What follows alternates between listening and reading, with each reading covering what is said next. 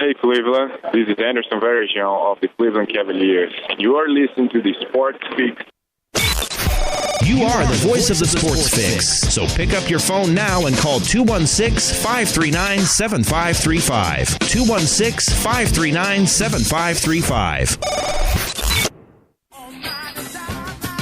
Business owners and professionals, do you want to take your business, your product, your team, your event to the next level? You want to advertise right here with the Sports Fix. Our listeners are among the most loyal listeners, terrestrial or internet. The Sports Fix universe is not only the radio show, but tens of thousands of fans on Facebook and Twitter. Email me, Jerry Myers, thesportsfix@AOL.com. That's thesportsfix@AOL.com. And let me help you swing for the fences and hit it out of the park right here on the Sports Fix. Portions of the Sports Fix brought to you by Harry Buffalo. Harry Buffalo, join the herd. Live in Ohio, it's time to get your fix. The Sports Fix.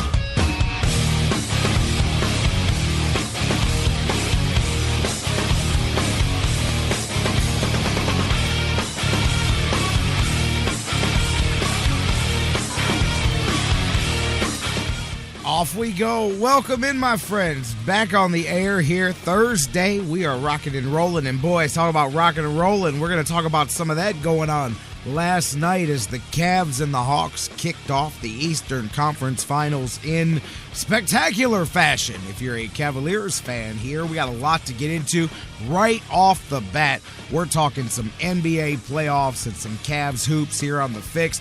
Indians as well. Shawn Marcum, welcome back to baseball after 2 years. I know he had that little relief stint earlier in the season, but 2-year journey for Shawn Marcum culminates in a heck of an encouraging first start for the Cleveland Indians. Hey, guess what? The Indians, by the way, on this 7-game road trip that wraps up today, guaranteed a winning road trip. I know, crazy, right? They're 4-2 on this bad boy with a chance to really take it over the top. But at no worst, they come back 1 game above 500 on this trip, which is better than where they were before this trip, and that's a good thing. Today, we're talking good things, baby. We're going to open up the phones and talk to you guys. Speaking of good things, it's been a couple of weeks.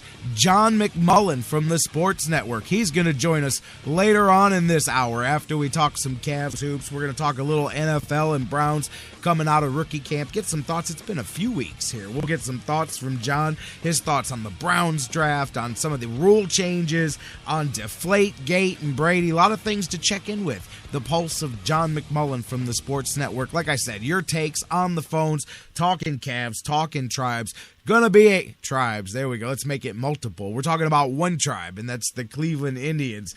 All of that and so much more here doing the thing. It's going to be a compact yet jam-packed edition of the Sports Fix. I don't know about you guys, but I'm ready to get this bad boy rolling. Let's do the thing. Welcome in, my friends, to the Sports Fix. I'm your host, this guy talking at you every day, weekdays at noon, live across the Sports Fix radio network. I'm the big daddy on the microphone, the big daddy of destruction. Depends if you get me in the ring or on the show here.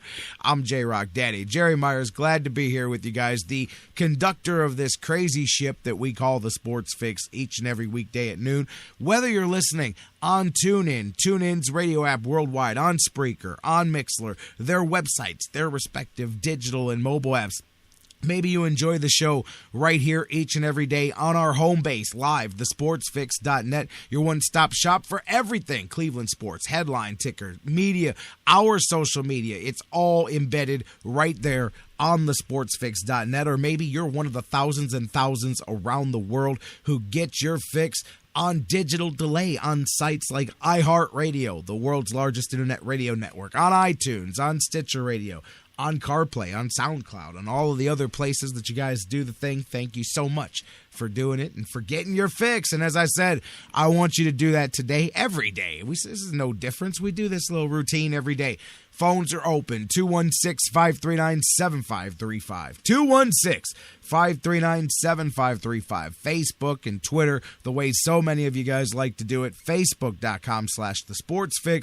Tweet with me, baby, at The Sports Fix, CLE. Email us, thesportsfix@AOL.com. Again, Facebook.com/The Sports Fix. Tweet with us at The Sports Fix, CLE. Email us, thesportsfix@AOL.com. Tons of things to get into. And, hey, before we're done, hey, don't let me forget you guys. I'm going to remind you, I've got a couple of appearances. I'm coming back to Cleveland. I don't wrestle in my hometown all that often. I'm always off in the wilderness out there. I've got some cool things coming around, too, to tell you guys about in the next few weeks. But right now, the only cool thing that I'm trying to talk about is the Cavaliers, the Hawks, Game 1 of the Eastern Conference Finals. And you know what? I know that it's all the cliches. I know all the things that you could say here, and I'm going to cut right to the chase with what I'm going to say. Everybody that listens on a daily basis here to the show, you guys know yesterday, Dan Wismar and I, as we laid everything out, previewed this series, I made it very clear. I thought the Cavaliers, and this is heading into Game 1, we're going to win this series and win this series handily. I said Cavaliers in 5, and that really hinged to me on how Game 1 of this series went. I could see a scenario where it went 5 games, 6 games, or even 4 games, and I wanted to see how the first game played out, the way Game 1 played itself out. And I understand that many times teams get blown out in the first game of a series and make adjustments. I don't foresee that happening in this series. I believe that if the Atlanta Hawks do not recoup and gain Game 2 here, if they don't get it, they're going to get swept right out of the Eastern Conference Finals. I was not confident in how the Hawks matched up with the Cavs for the main reason I spelled out: defense. The Cavaliers play a championship pedigree defense. What they do is take away what the other team wants to do. The three-point shooting was all we talked about. The incredible offense, the team play, shooters, 5 shooters on the floor, like the Golden State Warriors. Atlanta Hawks were the number 2 team when it comes to three-point shooting, right behind the Atlanta Hawks in the regular season. But as we've talked about, the Cavaliers take you out of your game. The Cavaliers change what you want to do, and they did that again with that playoff defense. Look at what they did to the Chicago Bulls. The Chicago Bulls, guess what? They were the second best Eastern Conference team, right behind the Atlanta Hawks when it came to that three-point shooting. Their three-point shooting plummeted when they met the defense of the Cleveland Cavaliers. And the same thing was said in the first round. The shooting percentage, especially from long range, of the Boston Celtics drastically reduced due to the defense. The Cavaliers have the most efficient and most effective number 1 defense in the NBA playoffs of all the teams that have gotten into the playoffs here this year. And the way they take those teams out of their game, it goes to what I said about the Atlanta Hawks, and we watched it play out yesterday. The Cavaliers had to take a few to get the pulse of the game. Really, you could see the injuries to Kyrie Irving still very much limiting him. Jeff Teague, my hat's off to him. He was blowing by, taking advantage of the creases that he had. Cavaliers really were having trouble stopping him from getting to the rim early, but that was the one part of the game that was really working for the Hawks. They were having trouble getting untracked all day from 3, as we saw. Corver, all the key things the Cavaliers locked down defensively, and I've agreed with the philosophy. This is what I said. This is why I thought the Cavs would have such success in this series, is that in that total team effort and that no one rises above the others, when you reach a team that plays fantastic team defense, at that point, it's the team that does have the talents that can rise above that will win. And that's where the Cavs have the things that the Atlanta Hawks do not. And we haven't even gotten into the story of the game, but early on, and you know what? With the Kyrie thing, you could really see it defensively in the second half. As he came out and played less in the game, he did what he could, and he gave you what he could, but you saw the defensive difference in the second half. Delly really cranked it up. Teague was much less effective. Really, you watch the Cavaliers players and coaching staff defensively figure out and adapt to what the Hawks were going to do and take it away from them at every step of the pass. And really, if it wasn't for the ugly stretch of ball at the end of the game, the Cavaliers handily controlled the majority of that basketball game after trailing early on in the game. And that doesn't even take into the equation what really, to me, sealed the fate and really closed the story on this series, and that's the injury to DeMare Carroll. When he went down, you could hear the silence in the building. You could see it on the faces of the players. I talked to somebody who was in the locker room last night and said, man, no matter what was going to happen, this changed the tone of everything in the locker room. Just a very, very down atmosphere. Just you can see it in the body language and the faces of those Atlanta Hawks players. I mean, that's the heart and soul of their team, DeMare Carroll.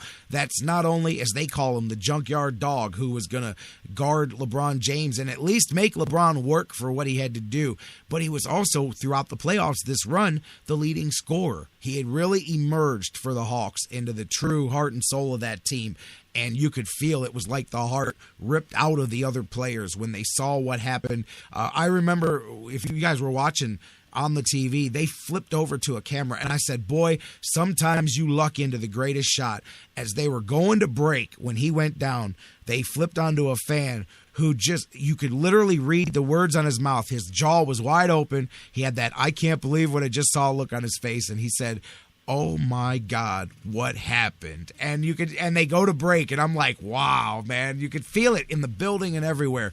By the way, not in any way making light of the situation, but I will make light of how bad some network broadcasting is. Did you see TNT went to the back twice in 2 minutes to David Aldridge, who had absolutely nothing new to add to the scenario? My son and I were just cracking up at that. They go, let's take you back to David Aldridge for an update on DeMare Carroll. He goes, well, right now we don't have a definitive update. We're terming it a left leg injury because, we couldn't tell that it was an injury to his left leg. He may or may not be having an MRI in the morning, but we do know that he probably won't return, possibly to tonight's. It was just amazing. They had nothing new to say, which, okay, quick update, you go back to the game. 30 seconds later, they said, hey, let's go back to David Aldridge. He had absolutely nothing new. Repeated the same stuff, and they went back. I said, boy, there's a job right there. He really dug up the information. But getting out of that, going back to the injury, just a true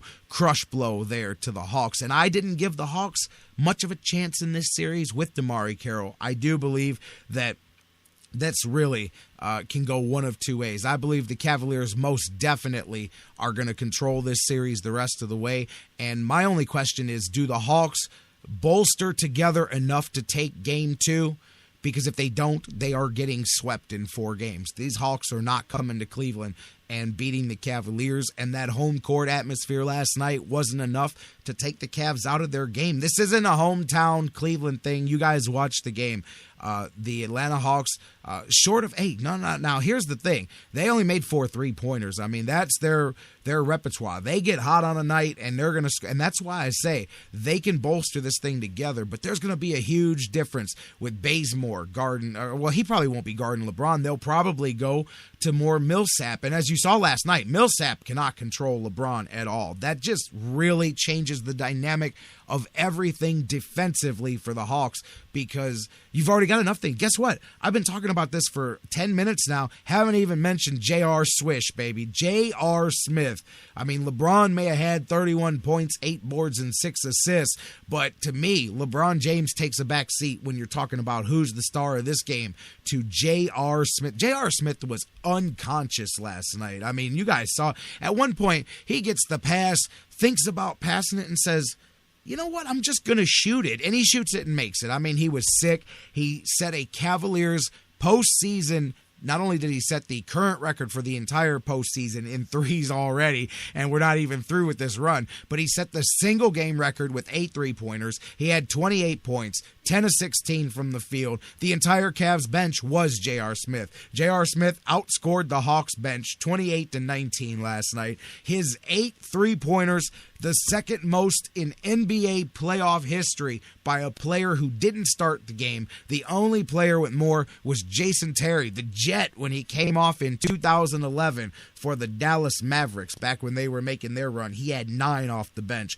Just unbelievable. J.R. Smith, let's put some more perspective. He scored 17 of the Cavaliers' final 32 points. That's normally a stat that we would attribute to Kyrie Irving or LeBron James, but J.R. Smith, knowing the Cavaliers needed contributions across the board, stepped up big.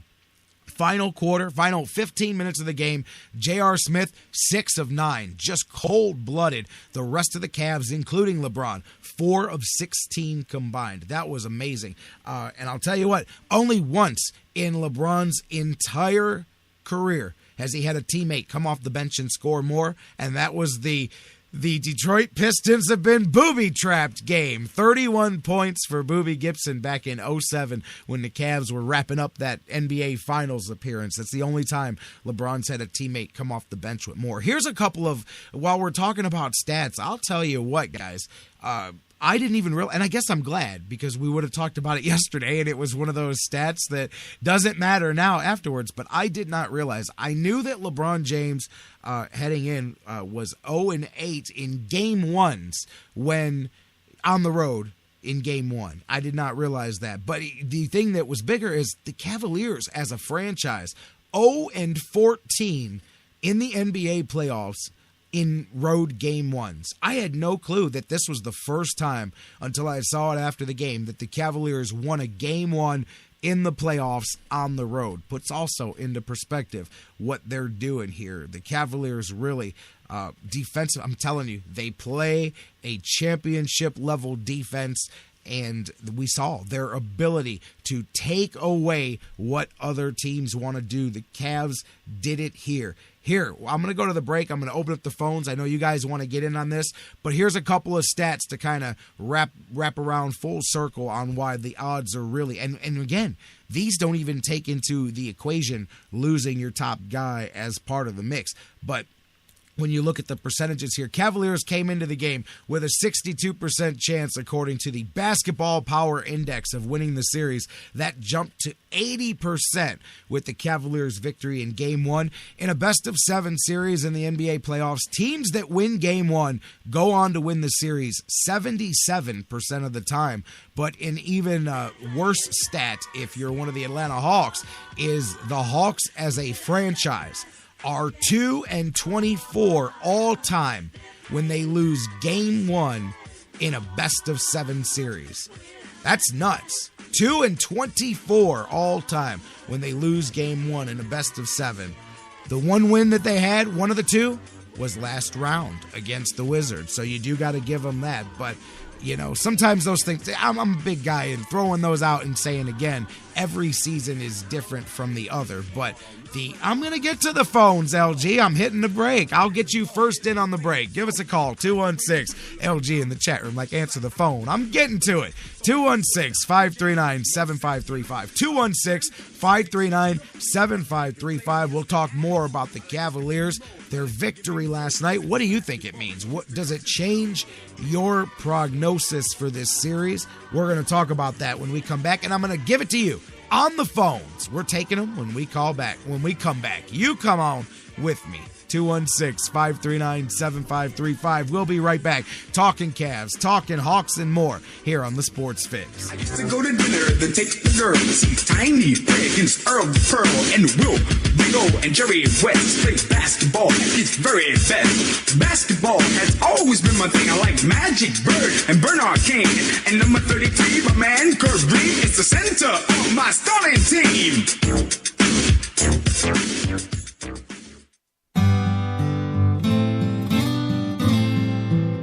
Public service announcement from the Sports Fix. We here at the Sports Fix and our affiliates would like to apologize for any disturbing verbal actions, but remember, it's better having them trapped in a box than loose on the streets. Public service announcement from the Sports Fix. The Sports Fix, the sports show that cares. The wait is finally over, guys. Baseball season is here at last, and the excitement continues all season long. Here we go again at DraftKings.com, the official daily fantasy partner of Major League Baseball. Daily fantasy means no season-long commitments, just instant cash, instant gratification. Why wait until the end of the season to claim victory when you can win huge cash every day? At DraftKings, it's like a brand new season every time you play. Just select 2 pitchers and 8 position players, stay under your salary cap, and you could be on your way to an enormous payday. Last year, Peter from Colorado won $1 million at DraftKings in one day just playing fantasy baseball. Hundreds of thousands of fantasy sports fans, just like you and I, have already cashed in at DraftKings. Now it's your turn, baby. Hurry to DraftKings.com now and enter promo code SPREAKER to play for free. You could win part of the $300 million. Yes, I said $300 million in prizes being awarded this baseball season. Use promo code SPREAKER for free entry now at DraftKings.com. DraftKings.com. That's DraftKings.com. Hey, Sports Fix fans, I'm Fred McLeod, TV voice of the Cavaliers. When I'm not busy taking elbows from my buddy Austin Carr, I'm tuning in to see what the guys are saying. Come on, Cavs. I'm Little Teapot, short and stout. Here is my handle and here is my spout. No, Dad, like this. When I get all steamed up, then I shout, tip me over and pour me out. This is WWE superstar Roman Reigns. The smallest moments can have the biggest impact on a child's life. Take time to be a dad today. Visit fatherhood.gov, brought to you by the U.S. Department of Health and Human Services and the Ad Council. No football?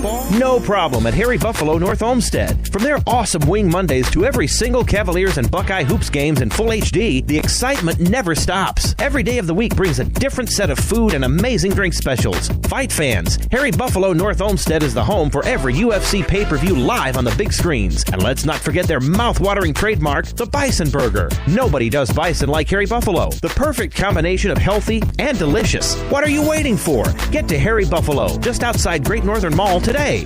Harry Buffalo. Join the herd.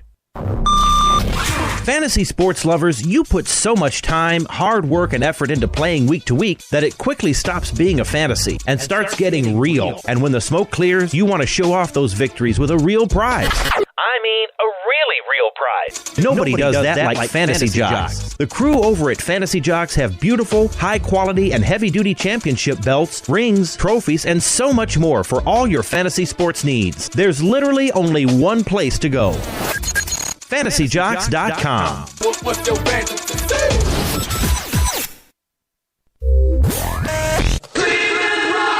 Have you gotten your copy of Cleveland's Finest yet? Highlighting the best moments, players, and media members in Cleveland sports history? He won it! Milo hit a three-pointer on the sideline! In-depth personal interviews with some of the top names in Cleveland sports fill the pages of this incredible book. Cleveland's Finest by Vince McKee is this year's must-have book for every Cleveland sports fan. Available now at Amazon.com. Get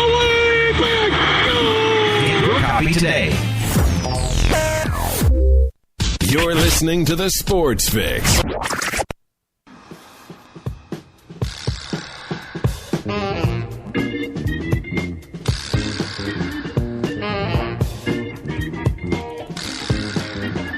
on, Cavs.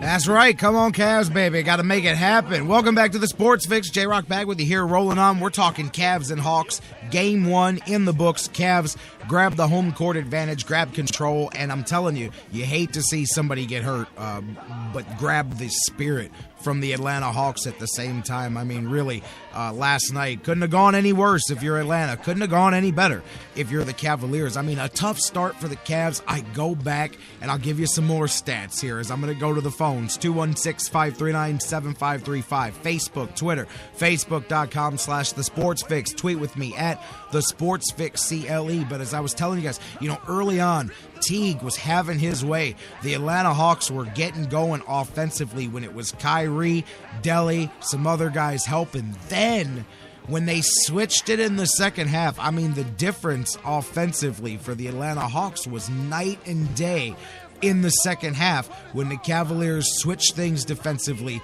Mostly Shump was now, along with Delly, covering Teague, and I mean, he got really shut down in the second half against those guys. Teague was 4 of 11 compared to 17, 19 that he had in the first half there or whatnot.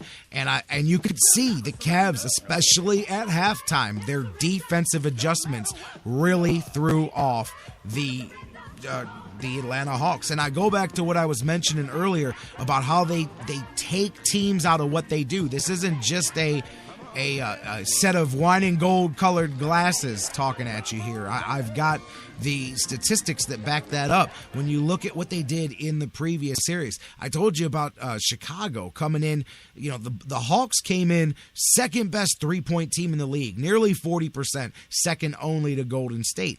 Third was the Chicago Bulls. They were the second best team right behind Atlanta there in the East. They were snapped down to 33% in their series. Same thing with Boston. Boston, Chicago, and Atlanta in Game 1. Combine them together, they're shooting less than 30% from three-point range against the Cavs. It's the best defensive three-point percentage in the playoffs, and that is all why I was so confident yesterday, more than many people, about this series and how the Cavs matched up. They've still got to go out here and win 3 more games, and they have to finish what they started. But as you see, when the Cavaliers, with the level of defense they play, it just takes away what the Hawks do best. And when you don't have now a player like a Kyrie or LeBron, and I don't mean that just them. I mean, if a guy who can isolate, you got to have a one-on-one guy, a guy who can take over. And Kyrie is not that guy now, but LeBron still is. That's a difference maker. And then J.R. Smith, I mean, there's nothing you can say about that. When a cat comes off the bench and gives you 28 points, okay. And if you're the Hawks, you say do it again. Problem is, J.R. Smith can do it again. That's the thing, is J.R. Smith is unconscious when he gets in those runs. That wasn't a one-night fluke where you go, okay, if he can do that again, then he can do it again. And well, he can, and he may. You can't expect that every night, but you have to stay true to J.R. Smith because otherwise he goes unconscious. I'm going to stay true to you. I'm going to the phones. Caller, you're next up on the Fix. J-Rocc Daddy.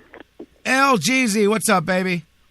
What a game, what a game, what a game. That's all I got to say, brother. Well, that's not all I got to say, man. I'll tell you what, J-Rocc, I was in shock to see the Cavs play that well in the first game on the road in Atlanta in a hostile arena full of people that would do anything to see the Hawks win. I mean, including the cameraman. He almost took out LeBron at courtside there, man. Boy, real quick, I hadn't mentioned it yet, but I know that millions of you guys out there probably had the same Cleveland mentality as me and go, when they go to commercial break and LeBron's limping to the bench, I'm like, you're kidding me, right? Like, you know, Jim Jones breaks his foot. I'm like, you're kidding me, right?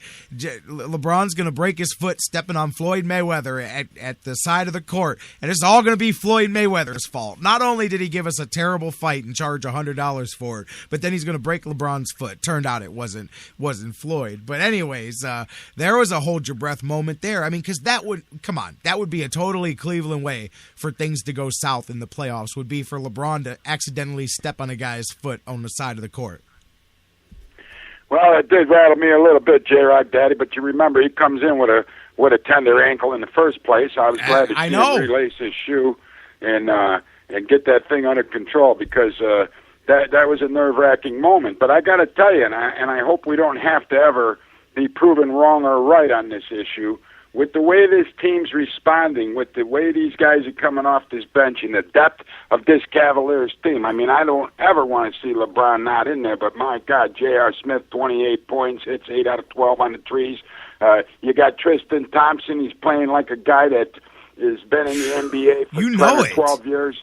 Huh? You know what? You know it. Great point. And you know what? That was something else that I wanted to touch on. Exactly what you said is right before the Cavs took control of the game, I thought one of the key stretches of the game was when they were still trailing early, but LeBron caught that second quick foul, and obviously Kyrie was limited what he could do. So all of a sudden, you had no Kyrie and no LeBron early on the road, and you're trailing in the game. I thought that was Atlanta's real chance to like kind of stretch that lead and kind of beat up on the fact that they were able to keep, they kept getting within 2 or 4 points. They kept it a couple possession game.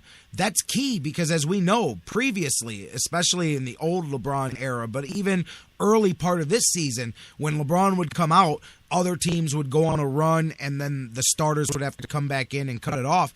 I was very impressed by the way the Cavs, with their top 2 guys either injured or foul trouble, the rest of the team did not fall into a hole. They kept the team into it, and slowly the Cavs pulled out of it, and there was no turning back. Well, J-Rocc, this Cavaliers team even impresses LeBron James, if you think about it. When he was sitting on the sidelines with the foul trouble, and these guys were in there doing their jobs, the biggest cheerleader the Cleveland Cavaliers had on their sideline was none other than LeBron James, man. And that guy was legitimately excited to see this young Cavaliers team go out there and play without him and be able to contend without him, man. I mean, it's like watching a baby bird fly out of the nest the first time. Those mama and papa birds have to be impressed seeing these birds soar and go to new heights in their life, man. And that's exactly what we're seeing with this Cleveland Cavaliers team, man. Huh? He should be, LG, because I'm that way watching it. You guys are that way watching it. We're watching it going, man, yeah, you got LeBron. You know about Kyrie Irving, but even Kyrie, you didn't know what he would do in the playoffs, and I know he's injured, but when he's able to contribute, he still brings something. But these other guys, I get excited. I can only imagine what you said, being proud on that end, because you watch them and you go, man, these guys are really pulling together as a team, taking it to another level. And I keep coming back as well to the coaching staff. I mean, I think that LeBron gives credit after every game, and it's not just lip service. Yes, it's a players' league, but man, clearly we watched game one of all of these series. We've watched how the Cavs, not only from game to game, but from quarter to quarter, defensively adjust. That, to me, is the coaching staff. Yesterday we saw it. They went to halftime and they said, okay, we got back into this thing, but Teague's going to kill us, man. He's all over the place. We can't stop him. Here's what we're going to have to do. Kyrie, we're going to let you heal up a little bit. We're going to lean more. Shump, you and Delly are going to primarily work on shutting him down. And, I mean, there was a huge difference. Teague had to work a whole lot harder in the second half. So, again, it just goes to the undercredited coaching staff of the Cavs, but I believe they continue to adjust not only to the other team, but to their own circumstances, to losing Kevin Love, to losing the effectiveness of Kyrie Irving, to the different things that have happened. They've had to adjust to their own problems too, Larry. Well, you got to realize one thing, J-Rocc Daddy. I mean, we got an 8-point margin of victory last night, and this game could have been blown away. We could have blew away this Atlanta Hawks team. And one thing I like is game two, don't expect to see, out of the words of LeBron's mouth himself, the offensive nonsense that he exhibited in game one, man. He's not going to do that in the fourth quarter next game. All these players are growing. Even a guy like LeBron James that always has championship rings knows there's still room for growth and there's still room for improvement on this Cleveland Cavaliers team, man. Perfection is not easily grasped in any sport, J-Rocc. For sure. And this guy and the rest of this Cavaliers team understand how far away from perfection they really are. But when you hear a guy like LeBron James with the championship rings, with the playoff experience, with the leadership abilities that he have, come out and say no more offensive nonsense in the fourth quarter, I can't even imagine what game two is going to look like. Well, here's the thing. He's right. The reason that the Hawks came all the way back at the end is because LeBron decided to go into isolation mode. He played everything one-on-one. He ran the shot clock all the way down. He gets into that mode. I always tell people they got too cute with the clock. He admitted that too. It's the one offensive set that I can't stand. I didn't like it for 8 years, 9 years before, and now with the give LeBron the ball. You know the offense I'm talking about. He sits about 3/4 of the half court back behind the 3-point line, stands there, watches the clock go down to about 8, 7, 6. Then he makes his move. Then he takes his shot, and it gives. And then he misses it. No. Sometimes that works, but I just think the Cavs are much more than that offensively, and that's what LeBron was saying after the game. He said that was really on me, whereas we move the ball, I'll get it back third. It's better than me, 2 passes and I get it back is better than me going one-on-one. And David Blatt made a great point after the game too. And I like watching the evolving relationship between coach and player, because Blatt didn't let LeBron fall completely on the sword. He had a great point. The ball movement was also slowed down, not just because of that, but the movement wasn't as crisp because they laid out so much defensively in the second and third quarters to take the lead that they had, that you got a lot of guys sucking wind at that point in the game too, because they gave everything to make that run and get that lead. But I agree. And that's the growth of LeBron. He didn't have to be coaxed into it. And I've talked mostly all season long that those are the areas that have impressed me the most about the new LeBron. The new mentality that he brings to the game is, before, to get him to criticize his game, you kind of had to coax the topic out, whereas now the first thing he'll do is go, hey, if it wasn't for me at the end, we'd win that game by double digits, and I know that, and boom, that's self-awareness that comes with maturity and growth, and I really am impressed by the LeBron James we've seen in the postseason with the Cavs this year. Well, it just goes to show you that the guy came back as a more mature basketball player than when he left.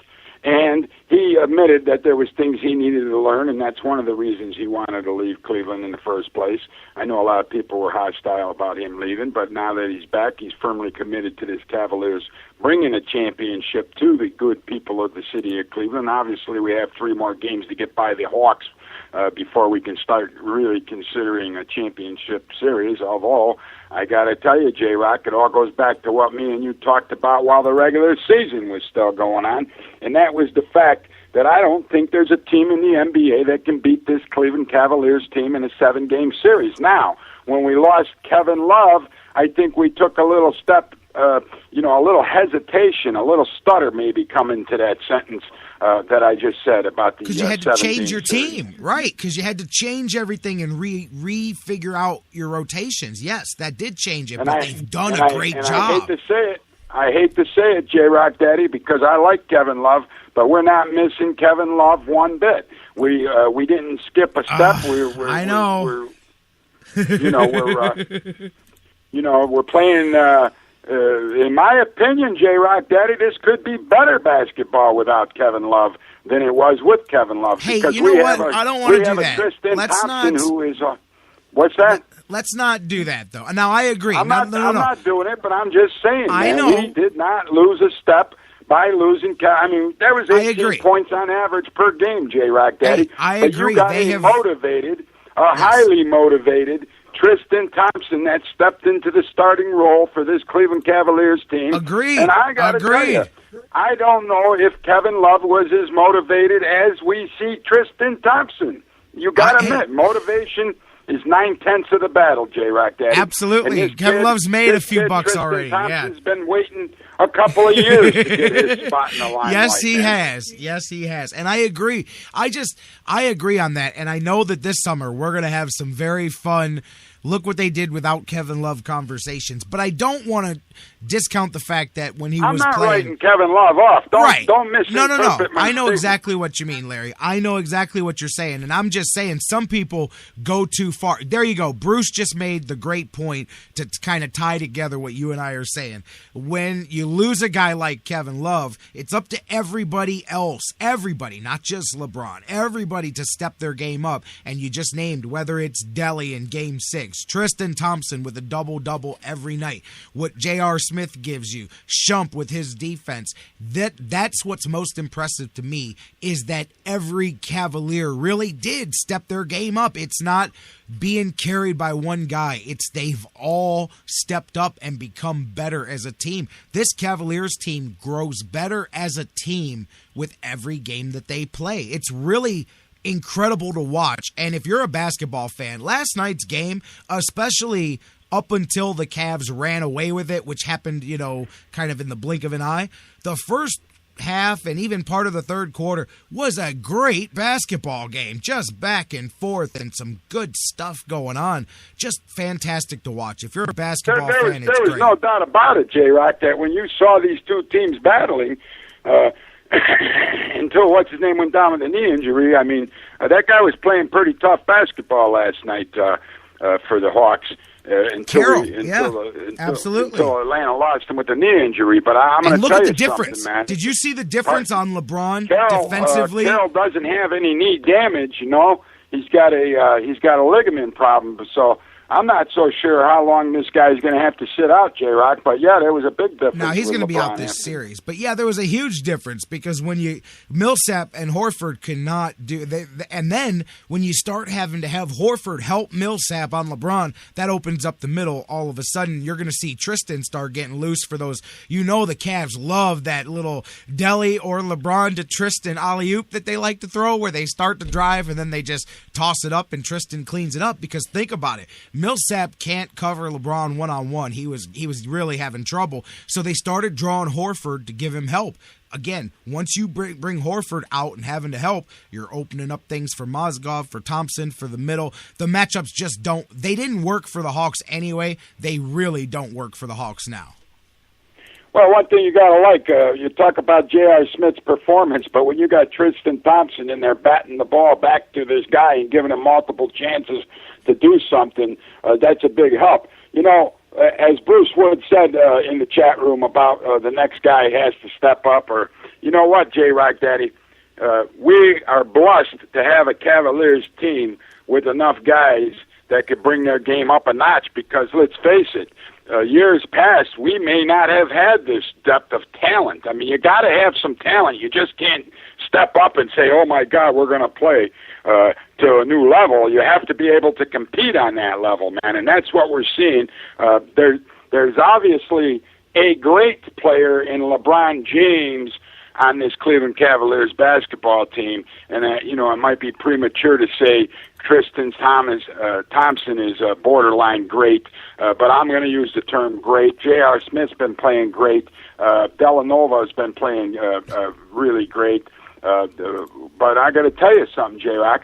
You know it as well as I do. Championship teams are made up and comprised of great players. It's seldom just one guy that can bring an entire championship to a city, man. Absolutely.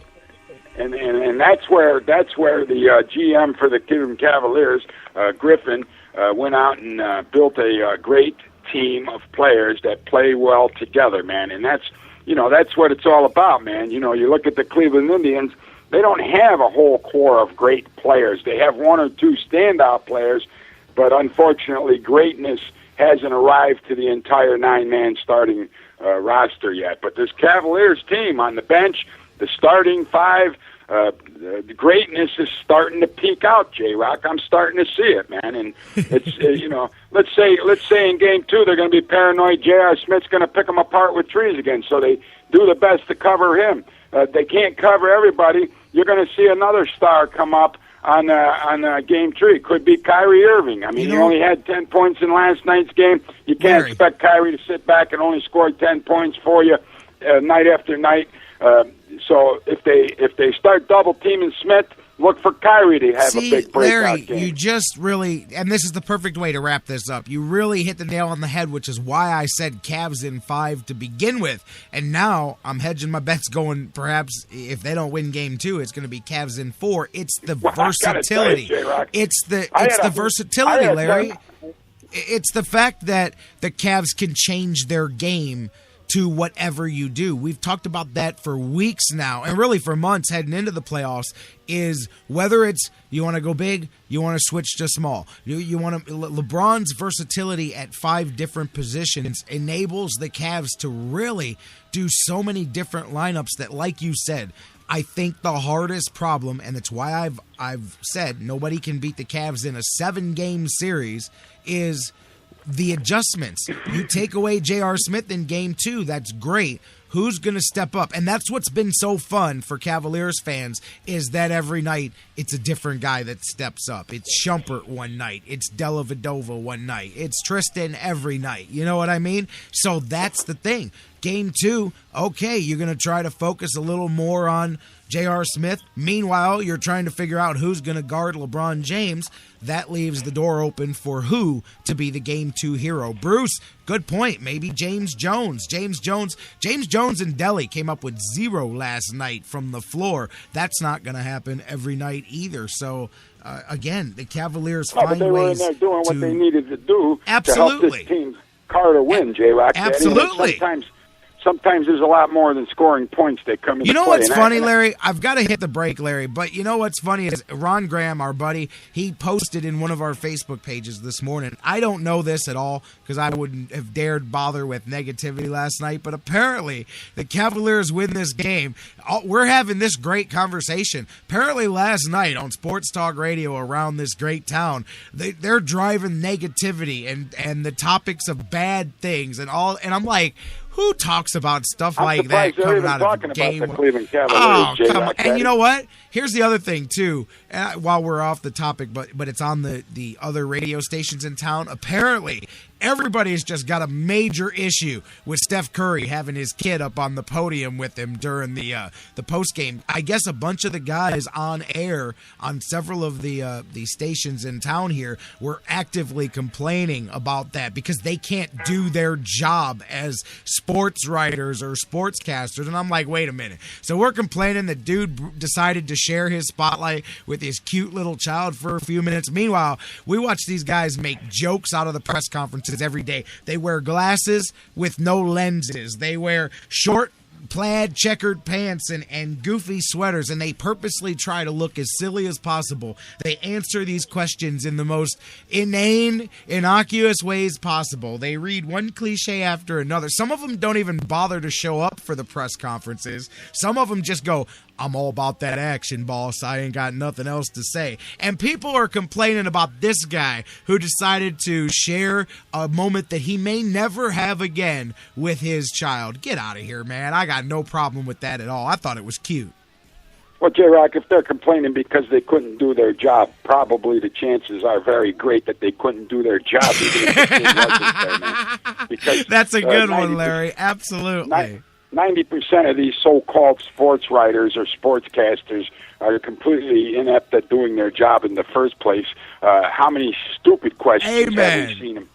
You know, that's one thing, and I just have to give my late brother Mitch Glicken credit. When Jack Nicklaus would open a golf course, my brother was one of the few reporters that were allowed to come in and interview Mr. Jack Nicklaus, probably the greatest golfer to ever play the game, because Mitch had a ability to ask the smart questions. He didn't go back into history. He didn't go back into time, as we saw earlier this year, where the idiot was asking LeBron about Kyrie and his assist numbers in a game that was how many games ago, J-Rocc? These people don't want to hear this stupidity. Hey, you know what? They'd rather ask Kyrie Irving. They'd rather go, hey, is LeBron like a father figure to you? Rather than listen to a daughter talk about her dad and have some fun. Get out of here, man. I didn't even know it. I had people bring it to my attention. You guys know our listeners love to run and go, hey, you should hear what they were doing on the other station. And I'm like, wow. And I couldn't believe it. I'm like, really? Boy, we'd have had a different conversation last night because I sure would have been talking different than that. But anyways, we're in the midst of a championship run, something the city of Cleveland hasn't seen since 1964, Daddy. And one thing I want to tell you is half the other radio stations around the town are talking who's going to be the Browns center or what the center position or how much depth the Cleveland Browns have. Are they forgetting? I mean, this is exciting, man. This is Cleveland Cavaliers basketball, something we haven't seen in years, J-Rocc, Daddy. Amen, LG. Amen. What do you think? The Browns are all of a sudden going to miraculously be in a Super Bowl run this year? I doubt it 100%. This is it, baby. This is it right now, man. I got to tell you, J-Rocc, I was picking the Cavs in 6 games over the Atlanta Hawks, and I know it's too early for predictions, but I can start believing the sweep because taking game 1 on the road, man, and making it look, I don't want to use the term easy, but they didn't make it look as hard as it should have been. But they did coast and come out with the victory, 8 points. It could have been a lot more had LeBron stuck to his guns and stopped getting too cute with the clock. I tell you, game 2 in Atlanta, I look for the Cavs to close this out on night 2 in Cleveland, man. I mean, it could happen. It could be a sweep, and that's exciting because the next series is for the NBA championship, baby. in the city of Cleveland haven't seen an NBA or any other star championship in how many years, J-Rocc, Daddy? I'm with you, LGZ. I am with everything. You're preaching to the choir, baby. Preach on. Like I said, J-Rocc, Daddy, taking game one, I can't tell you how big that edge is for the Cleveland Cavaliers against the Atlanta Hawks now, man. And, we're going to have to wait until tomorrow night to see what happens in game two. But hey, I would give the Hawks the opportunity. Hey, the Hawks can always adapt. I want to see how they adjust because their backs are against the wall, and they may come out firing. But if they don't, it's over. If they don't, this thing is over, Right. So we're just going to have to wait and see. And I'm sure there's going to be some kind of a fire lit under the Hawks. It may not be easy. I look for a more physical game from the Hawks, but I can't see it as being something that's going to be totally out of our grasp. I think we're going to come away with game two, and if we come away with game two, J-Rocc, Daddy, I look for the Cavs to close this out in Cleveland, baby. You got it, LG. I'm with you. All Let's right, see what happens Daddy, in game two. I'll talk to you soon. After game two, we'll get back together again, man. I'll talk to you. Absolutely. Keep up the good work. You got it, my man. LGZ.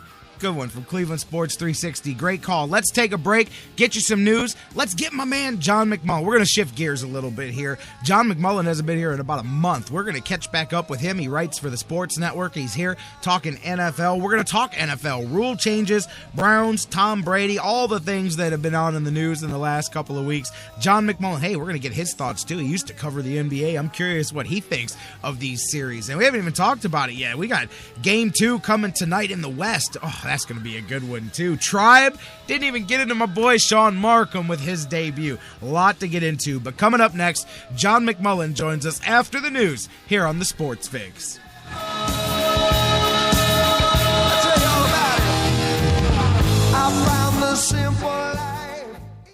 We here at the Sports Fix want to make all of your dreams come true. What about my dream? Edith, I told you I can't build your candy house. It will fall down. The sun will melt the candy. It won't work. It will if it never rains. Oh, maybe not all of them. Get your fix on the Sports Fix. This is head coach Gary Waters at Cleveland State, and you're listening to the Sports Fix.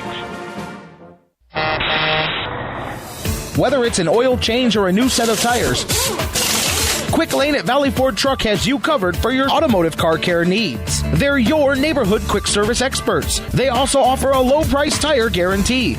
Choose from 13 brands, and if you find the same tires at a lower price within 30 days, Quick Lane at Valley Ford will refund the difference. They're open late Monday through Thursday until 9 p.m. and open early Saturday so you can check it off your to-do list and get on with your day. They also have a newly remodeled service lounge and additional service bay just for Quick Lane oil changes.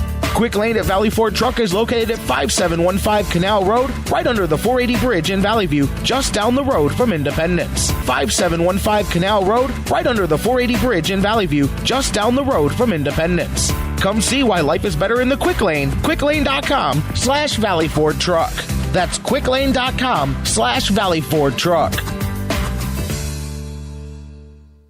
Today on Save on Taxes, we ask 100 people what costs less than filing your taxes with IRS Free File. A car seat. Oh, a pair of shoes. The correct answer is nothing. When you use Free File, you get brand name software, tax prep, e-filing, and help with the new healthcare provisions, all for free. So, did we win anything? Everybody wins. freefile.irs.gov. It's fast, it's safe, it's free.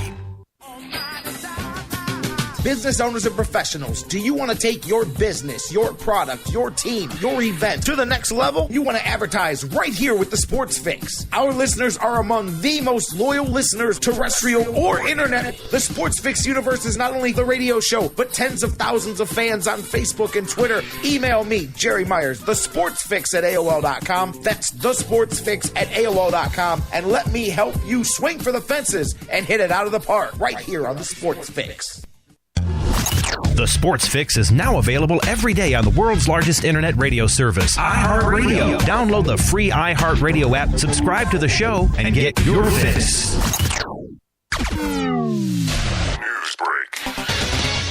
Good morning, I'm Bob Picozzi. It's tough enough to beat a team with LeBron James, much tougher without the defensive specialist who's assigned to guard him. Hawks forward DeMare Carroll will undergo an MRI today after he left with what appeared to be a serious knee injury during last night's 97-89 home loss to Cleveland in Game 1 of the NBA Eastern Finals. Atlanta coach Mike Budenholzer says Carroll's loss would be immeasurable. DeMare's a complete player. He has a big impact on both ends of the court, so it's other people will have opportunities to make defensive plays, to make offensive plays, and that'll be a great opportunity and a great challenge. Game 2 tomorrow night in Atlanta, 7:30 Eastern Time on ESPN Radio. Golden State is 5-0 against Houston this season. The Warriors, who won Game 1, will host the Rockets tonight, Game 2 Western Finals, 9 Eastern Time on ESPN TV and 8 on ESPN Radio. In his first 13 games during these Stanley Cup playoffs, Rangers goaltender Henrik Lundqvist allowed only 21 goals. In his last 2, he's allowed 12.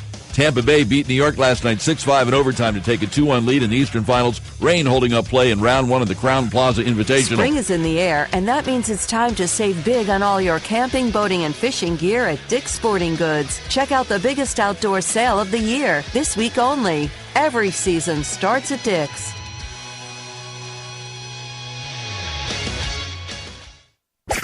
Now, back to the Sports Fix.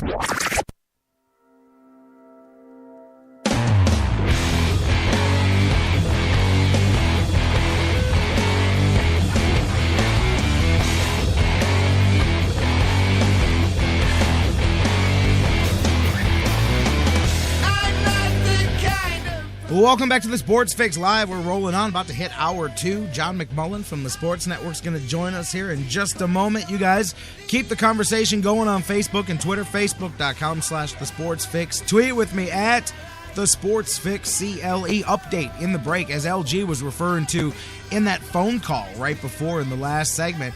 DeMare Carroll's MRI, best case scenario, definitely for the Atlanta Hawks. And you know what? That's what you want to see. I mean, end of the day, you want to beat a team at its best. The Cavs may get that chance. As of now, it's still up in the air, but no ligament tears, no structural damage other than a bone bruise and the soreness that comes with hyperextending the knee. Game 2, up in the air, but the return of Carroll in this series definitely looms there for the Atlanta Hawks. As I said, best case scenario, if you're a Hawks fan, if you're a Hawks player, I mean, the gloom in that locker room last night was ridiculous. And that, hey, keeps hope alive for the Hawks. Although DeMare Carroll or not, I'm telling you this, I stick with what I said. Game 2, the biggest of the season for the Atlanta Hawks, because if they fall down 2-0 to the Cavaliers, they're not coming to the Q and stealing a game. The Cavs have been locked in playoff mode. They're not letting it slip away at that point. Now, the Hawks come out here firing. I said a split in the first 2 anyway. So that's what they need to do, because if they don't split at home here, they're not winning a game in Cleveland when it gets back to the Q. And the Cavs will sweep this series. So it's all hands on deck for the Hawks in Game 2. Can't wait to watch it. I'm curious what John thinks about that. We're going to talk some NFL too. John McMullen on the phone lines. Let's go to the phones. John, my man, it's been a month since you've been on with us. How you doing? Doing well. Thanks for having me. Well, thanks for being here, man. I'm excited to have you back and catch up here after a while. And as I kind of said there, you used to do a lot of NBA stuff back in the day, and then switching over to the NFL, these NBA playoffs down to the nitty-gritty. What are your thoughts, man, if you have any, of these conference finals so far? Well, it's, from Cleveland's perspective, obviously it's nice to be relevant in basketball, and being from Philadelphia, I don't know what that means anymore. But, I mean, there's nothing like, the Eastern Western Conference Finals and the NBA Finals. I covered a lot of NBA Finals, and I'll tell you, I always say when House of Pain Jump Around comes on in a sold-out NBA arena and playoff game, it doesn't get more exciting than that. And the fact that LeBron James is back in Cleveland and you steal Game 1 in Atlanta, it's pretty clear they're in the driver's seat to be going back to the NBA Finals. Before Game 1, did you think that? Did you have the Cavs taking that? Yeah. I mean, I think Atlanta's done.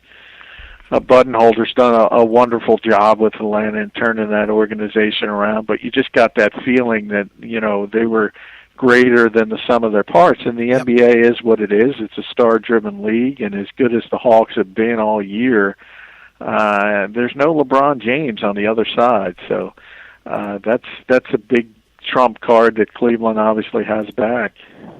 Absolutely. And another thing, too, is I felt that the Hawks had played their best basketball. Or you see that sometimes. Teams peak at the wrong time. That's what I felt about the Hawks. When they were on that crazy run in the first two-thirds of the season there, they really came back to earth, realistically, a little bit in the final third of the season. They just felt like a team. And we had one like that here a few years back with the Cavs, where they were just red hot, and they were a regular season monster, and they finally met a matchup monster that didn't work out well for them in the playoffs. But sometimes those teams just peak early. I kind of had that feeling about the Hawks heading into the playoffs, and then they struggled in both of their series leading into this. Well, yeah, but you have to look at it as a way that, this is not an organization used to being in the conference final. So it's a big step forward. They've had a tremendous year. You just look at them in general. And there's not a lot of, I think Paul Millsap is the leading scorer on that team. So it's just a bunch of guys, playing together, whether it's Jeff Teague has developed into a pretty good point guard. Obviously, Al Horford's the best player on the team. DeMare Carroll, Kyle Korver, even Schroeder I like as a backup point guard. Yeah. So they've done a wonderful job building up that group. And they are, a feel-good team. I know, obviously Cleveland's not going to look at it that way, but as far as playing the right way and being unselfish and things like that, they're a great story. But, again, I don't know how many times you can say it, and you can see the difference. Obviously, nobody knows it better than Cleveland because, they had them, lost them, got them back, and you see the difference. It is unbelievable. You go from being one of the worst teams in basketball to being on the cusp of the NBA Finals. And you know what? Because one guy is on that team. And speaking of that one guy, I hadn't even got to it yet because I really had it at the top of my list, and we got to talking about J.R. Smith and all these other things. The play of the game to me, and it just symbolized why I think the Cavs are really got to steamroll through this series even before. I had them going in 5 before the Carroll injury, but the end of the game, when the Hawks fight their way back and the Cavs are monkeying around and the Hawks get within a couple, LeBron drives to the hoop. They part the Red Sea for him to drive to the hoop. Nobody picks him up. And then the best was when they caught the backside, the camera at the post, and you see Kyle Korver run for his life. I don't know if you saw the clip, John, but LeBron's coming in. Kyle Korver takes one look at him and runs as fast as he can to his left and gets out of the way because the freight train was on the tracks. Well, that's not, I don't want to kill Kyle Korver because that's not his job. That was obviously a broken play. I know. It was funny, though. When you have Millsap out there, which is interesting, to have him that far out on the court to try and, make things as difficult as possible. But then, obviously, your big guys have to be very, very wary because, LeBron's going to be able to get around him whenever he likes. And, obviously, they had done it, in the previous minutes. They did it pretty well. And then in the key part of the game, for whatever reason, everybody lost their mind and didn't do what they were supposed to do as far as help defense goes. But, it's tough to play uphill, and they made a good run in the last 6 minutes, but that takes a lot out of you, and I think, that's exactly what happened. You think I'm right? Well, my gut says if the Hawks don't win Game 2, they may be swept out of this thing. I think the momentum. Yeah, you can't lose 2 games in a row at home in an NBA playoff series and expect to do anything. That's just that's any team against you. You can't have home court advantage and lose the first 2 at home. It doesn't matter who you're playing, and if that's the case. it's a pretty good indication you're out in 4 or, at the most 5. Maybe you get 1 in the other team's building. But it's pretty clear once you go down 0-2 at home, you basically wave the white flag. I will say the dynamic changes a bit because I talked to somebody in the locker room last night and they said it was like a mausoleum in the locker room with the whole pall of DeMare Carroll. So him not getting seriously injured and perhaps even being back by game 3, maybe even game 2, depending on what they decide to do. Maybe that changes the complexion, but they better fight from the bottom here like it's an MMA fight because otherwise the ref's going to stop this thing. What about the West? Rockets, you think they can do anything with the Warriors? I think that series is going 6 or 7 for sure. I think the Warriors are pretty clear they're the better team. I think, the one thing if you watch the Warriors play, and they almost do it every game, is they score so quickly with their ability to shoot the basketball. And, yes. They could be down 11 like they were, and all of a sudden you look up in 2 minutes and they're tied, and that just takes so much out of you. And they always have that one flurry. It could be 3 3-pointers in a row, and it's just so tough to come back from mentally. I think, I was a little surprised the Rockets were able to come back on the Clippers, so I give them a lot of credit, but I think they've reached the end of their rope here. I think so, but I think it's going to be a tough series. I think that I'll tell you what, the toughest thing is going to be trying to steal one in Golden State. That home court, a couple of us were talking about it here on the show. Just an unbelievable. That is true home court advantage, what they create there at Oracle Arena and all that, and that's going to be the toughest thing. But I do think that the Rockets are going to give. Some people think they're going to get swept. I don't. I think that first game showed they've got to fight. But what you said is the scariest thing. The Warriors can make mistakes. They can screw up for a long stretch of time and fix it in no time. 3 minutes to go in the game, it's tied. 2 minutes to go in the game, you're down by 11 points. At that point, what can you do? Their quick score ability is what is frightening about that team. Yeah, and tremendously deep. I think they won 67 games, so that tells you, how good they are during the regular season, and things haven't slowed down all that much. They had a little bit of a tougher time with Memphis than I thought, but I think it's clearly the best team in basketball, and it speaks to how Steph Curry's developed, and obviously Klay Thompson. But even, if you look at the way Harrison Barnes has been playing, stepped up. And I think when you add in all the injuries that everybody else seems to have, I think it bodes pretty well. If Kevin Love was there, it might make a difference. But I just think the Warriors are going to be very, very tough to stop. I agree. They're the one team that, as you said, with the injuries, kind of avoided it, whereas everybody else has lost key guys and stuff. And I mean, Draymond Green also is an under the radar guy for them too. He nearly had a triple-double in the other one, and he brings an interesting dynamic to the big spot there as well. Going to be a lot of fun, man. I just figured, I'm like, hey, man, we're talking some hoops before we switch into football. I want to see where John's at. It's a lot of fun, and this is one of my favorite times of the year because I'm a big basketball fan, and during playoff season there's games every night, and I really dig it. Tonight I can't wait. Cavs aren't playing, I don't care. I'm sitting down, and I got the Indians on one side, and I'll watch a little bit of the Western Conference as well. But I mean, I really get into NBA playoff time, man. It fires me up. Yeah, and it's a lot more fun when you're in it.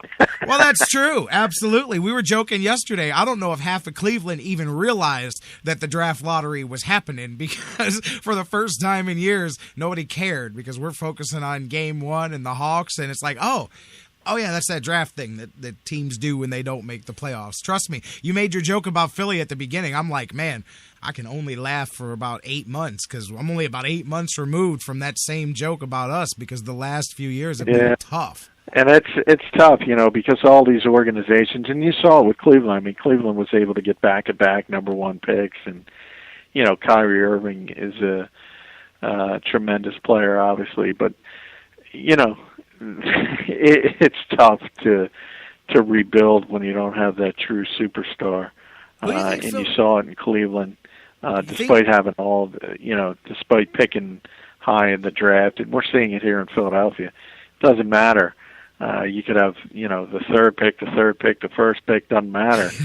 If it's the wrong year, and there's, everyone's looking for the next LeBron James or the next Michael Jordan. Once in a generation players are once in a generation for a reason. They don't come along every year. So, you can get the number one pick in a particular year. It's not going to mean that much. And I think, cities like Cleveland understand that, and many other cities. Minnesota seemingly has been picking in the top 5 for a decade, and, they still stink. Hey, we ended up number 1 in the Anthony Bennett year. You know what I mean? So trust me, I understand. We were number 1 with LeBron, and we were number 1 in the Anthony Bennett year as well. So sometimes the thing's not as deep. Philly, we were talking about them yesterday here on the show, and the thing with them is they got all these assets. They got about 8 first-round picks coming up in the next few years.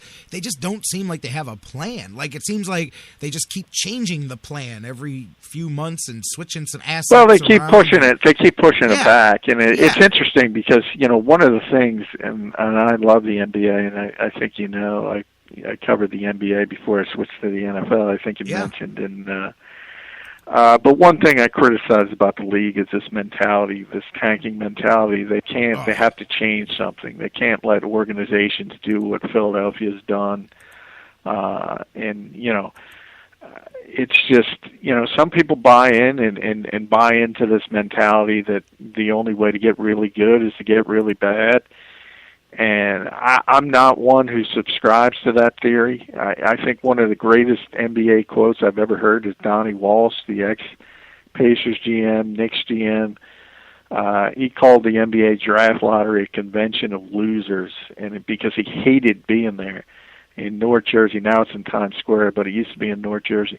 Anytime the Pacers were there, he hated it. He despised it. He didn't want any part of it.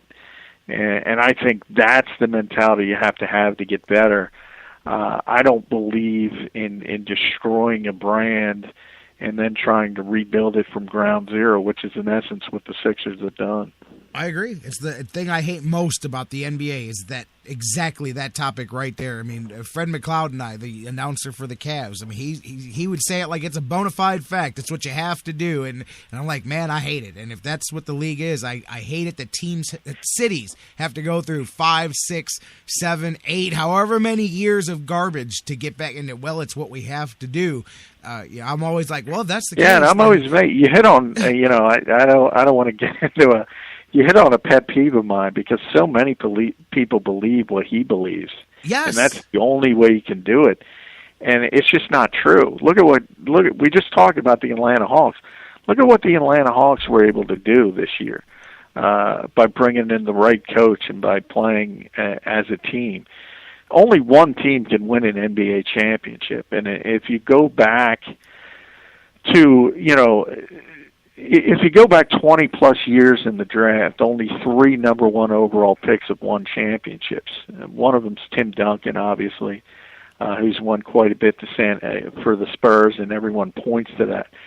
The others are Glenn Robinson, who won 1 at the end of his career with the Spurs, so that's meaningless. Wow. And one is LeBron James. And LeBron James, as good as he is, he hasn't won 1 with the team that drafted him. Hopefully for the people of Cleveland, he'll get it done this year. But he won for the Miami Heat. So you're talking basically 3 guys in the past, 23, 24 years. One of them doesn't even count, Glenn Robinson, because he was the 12th man on a Tim Duncan team. So this mentality that you have to tank and get the number 1 pick, it's proven it does not work.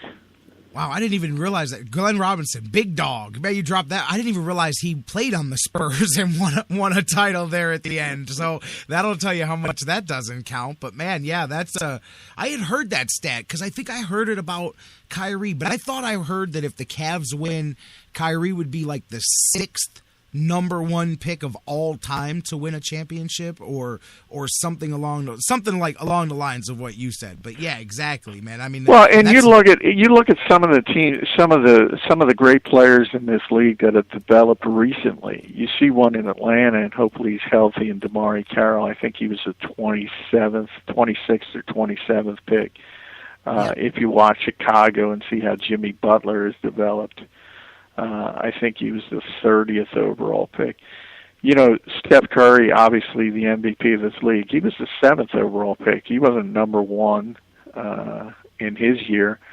It's still about drafting well, developing players. Nobody's done it better than the Spurs, so everyone points to the Spurs, but you know, Tim Duncan might be the greatest power forward of all time, but think about the other people they brought in. Manu Ginobili was a second-round pick. Tony Parker was a 30th pick. Yep. They still did things the right way, and they're far ahead of the curve as far as European scouting went.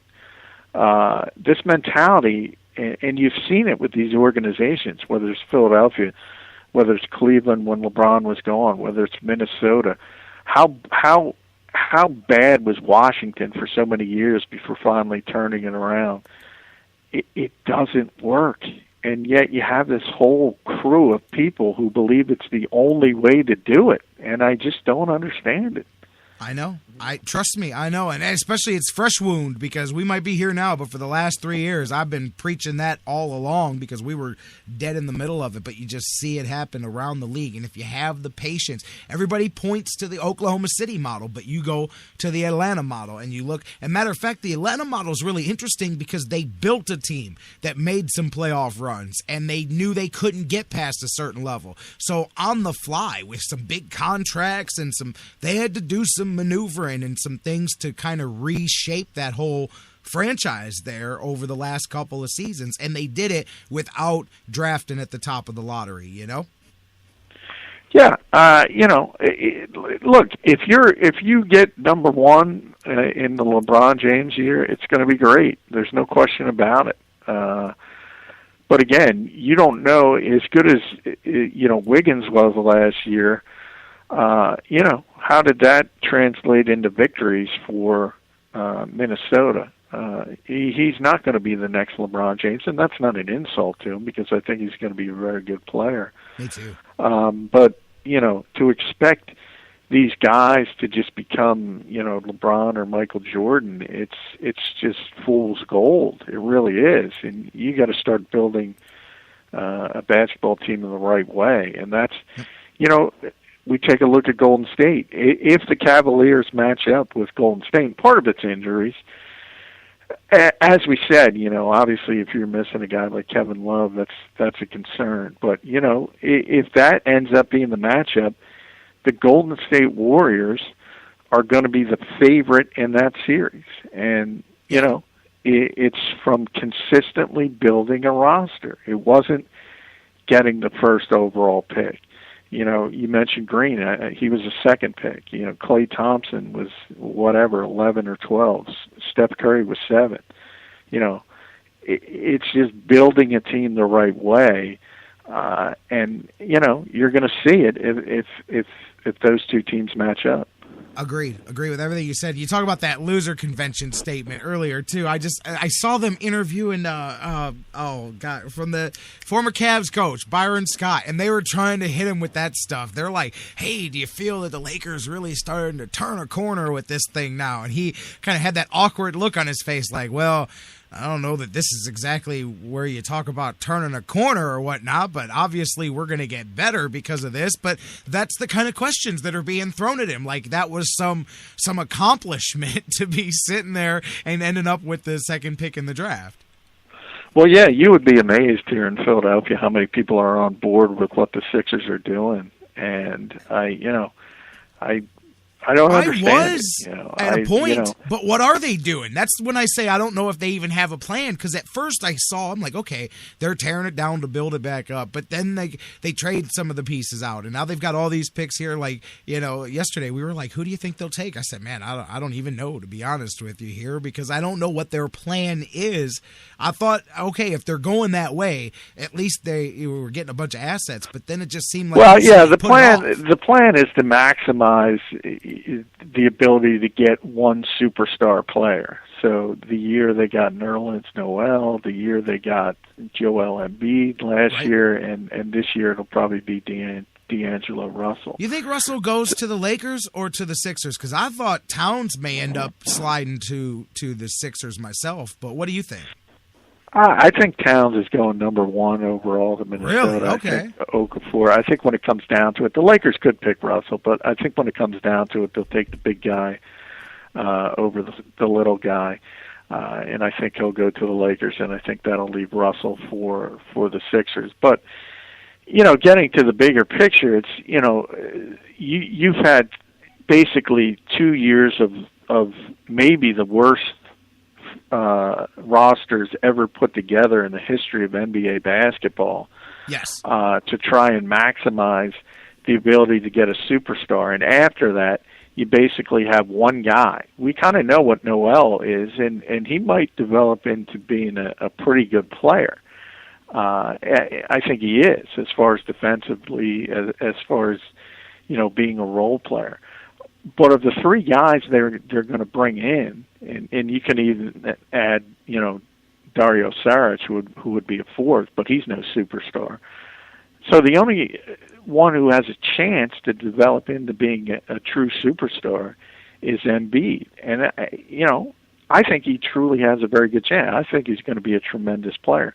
But at the end of the day, you just spent 2 years tanking and getting one potential star player, and that's still an if. And you have to ask yourself, is the juice worth the squeeze? And it is not. It is not. I can hear it in your voice. I'm sorry to go on. I can hear it in your voice. The frustration. Trust me, and that is Ryan in the chat room. Excellent point. You're right. That was a great point, and it really. And what do they have? What do they have? Eight number 1 picks? Is it in the next 4 seasons or something? They have a chance to have 4 number 1 picks next year. 4 next year. That's I think one of them came from us somewhere, right? Like they got it through Philly or through Minnesota. They have a Lakers pick which is top 3 protected, and the Lakers are probably going to be much improved, so they'll probably get that pick. They have a Heat pick that's top 10 That's protected. the one that came from us. That's the one that came from Cleveland. That's the one from the LeBron sign and trade 4 years ago, I think. So. Yeah, and you have to believe if Chris Bosh is back, they'll get that one. They have a Thunder pick, which I believe is top 16 protected, and if Durant and everybody's healthy, they're going to get that one. And obviously they have their own pick. So it's more than likely they're going to have 4 number 1 picks next year. But again, what does that mean? You can't draft 4 players and bring them in. It's just, just not feasible in the NBA. So, a lot of the things they're doing doesn't make much sense. Obviously, you would think they would package some of them and try to move up and maybe get 2 players. And there's a potential that they'll have, 5 lottery picks in 2 years on their roster, and they might turn into a 50-win team. And it's possible. But at the end of the day, do you really want to go through 3 years of misery for maybes? I don't know. Some people say yes, some people say no. I say there's a better way to do it, and I think you're seeing it in Atlanta. I think you're seeing it in Golden State. I think you're seeing it all over the NBA. I agree with you. And I know the Philly fans have their reputation, but I know that Philly basketball has such a great tradition over the years, and I hate to see a strong fan base go through that like we did here in Cleveland. And you know that at the end of the day, those Sixers fans live and die by that team, and they've got to be dying by it right now with all of that stuff. And I just knock on wood that we're not talking about that here in Cleveland right now, and hopefully we don't have to worry about that for a while. Hey, John McMullen. You're not going to have to worry about it for a while. Oh, yeah, absolutely. That is for sure here. John McMullen joining us from the Sports Network. Supposed to be talking football. We're talking basketball. Oh, well, that's what's going on. Let's switch over a little bit, though. We haven't caught up. Have you and I even talked since the draft? I don't even know if we had a chance to really catch up on what the Browns did. But, I mean, there's all kinds of stuff. The NFL making some rule changes. Why don't we start there? What are your thoughts? I was saying yesterday, the longer extra point, whatever, that's what the focus is on. To me, the bigger thing was the returning the 2 points on defense for the conversion, because that is an actual change in the scoring fabric of the game of football. Yeah, I mean, I don't think it's going to have much impact on the game. I think it's, one of those things where I look at it and say, if it's not broken, why are you trying to fix it? Yep. They want to make it a more competitive football play. They want to encourage more two-point conversions by moving it back to the 15. But NFL kickers are so good. I think the numbers are, 99% on extra points, and they go down to, basically 93, 94 at the 15-yard line. So I don't think you're going to see a large shift. I think if they wanted to see more two-point conversions, they should have moved it up from the 2 to the 1, and then that would have encouraged teams to go for 2 points far more often. But, it's a 14-13 game with 30 seconds left. You think anybody's going for 2? No, they're going to kick the extra point because the kickers are so good in this league. I think it's much ado about nothing, and I think it's another example of the NFL just over legislating a sport that didn't need it. And the extra point, I'm a traditionalist, and it was part of the game, and I think it should have stayed where it was. And the thing that got me was that it's a 1-year experimentation thing, and I'm like, well, if you're going to do it, do it. But what is 1 year? Then maybe you change your mind next year and go, never mind. We're going to go back to the way we did it before, if you're going to do it. Well, more likely, though, it's going to be a different change. I don't think you're going to see them going back. I think you're going to see them either at doing what I said, moving it from the 2 to the 1, if you want to go for 2. I don't think you're going to see it move back to the old way. They're clearly, with this move indicating they want change. And then you sit back and wait for the critics, and already some are out there saying, another example, we've talked about this before, the league is very, very poor about thinking 2 steps ahead. And already people are complaining about, this is another play where people can get hurt now. And obviously safety has been at the forefront of this league, and they've tried to make everything as safe as possible. And then they do something like this, and it's easy for critics to jump on it and say that this doesn't make sense. But I don't think the NFL thinks about things. They just go, all right, let's do this. And it's been proven, time and time again with all the off-the-field issues. This league is very, very reactive. It's not proactive. That is a great point about all the talk of eliminating kickoffs and cutting down the risk on these plays and the injury, and then you add another full risk play. I gotta tell you, just thinking as a football guy, and I've heard other people toss that out with the 1 yard line. If you put it at the 1 yard line, I may go for 2 every time if I was an NFL coach, especially a team like the Browns that are a running team that are building this offensive line and this power attack. If I can't get 1 yard, what am I doing? I think I'd go for 2 every time at that point, man. Well, that's where the analytics people get in. They're already claiming, moving this back to the 15, and in theory, I think it was 93, 94%. So. Yeah. Again, you do quick math, 94 out of 100. That means, basically you have to be 47% from 2-point conversions. And if you're above that, you should do that from an analytical standpoint. And that's the second aspect of this. Coaches are not going to like this because anything that invites second guessing, they hate. They don't want to be second-guessed at all. And the vast majority, as we said, they're still going to use the same chart. If it says go for 2, they'll go for 2. If it says go for 1, they'll go for 1 because the kickers are good. And knocking it back to 15 isn't going to have that much effect on them. And like you said, I don't see it affecting the end-of-game scenarios as much because it's common sense, down by 1, unless it's a certain, I get all that. But I thought the only place it really plays it is earlier in the game. You may see some differences. But, yeah, I'm with you. End of the game, nobody, because it's that risk. You got to put that on yourself. Hey, I'm going to, and it invites second-guessing and criticism and all of that. But, again, most response that we got from people out there was – why? Just because there wasn't a big, if it ain't broke, don't fix it, that kind of thing. It was kind of a big why. You know, it wasn't something that had been building for years, and people were like, boy, the NFL's really got to do something about this problem. But there you go, man. They did. Speaking of doing something, this one's something I wanted to get into because I know you wrote about it. Dan Wismar and I were talking about your column here when we talked about it last week. The whole Tom Brady, the Patriots, all of that stuff with the Deflategate. Now the Patriots, in the latest update, have decided they're not going to appeal. They're going to take their punishment and all of that. And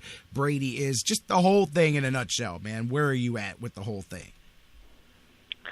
Well, the whole thing, I mean, you know, in a larger perspective, you know, I think it again points out to the problems the NFL has at the top with the commissioner because he lacks credibility to handle these matters. And you know, in a football sense, I'm not sure. I think they kind of turned a misdemeanor into a felony is how I described it.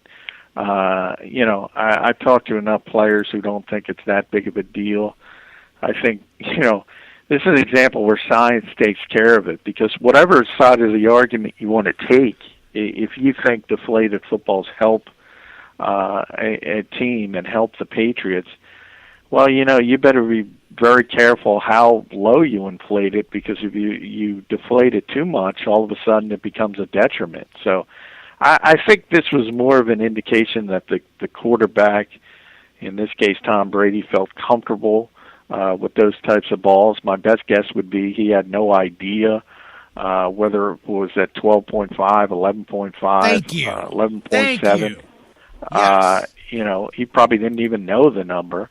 And you know, that's where it is. There's no question he wanted the balls that way. Yes. The question is, was this tremendous conspiracy? And I just don't believe there was.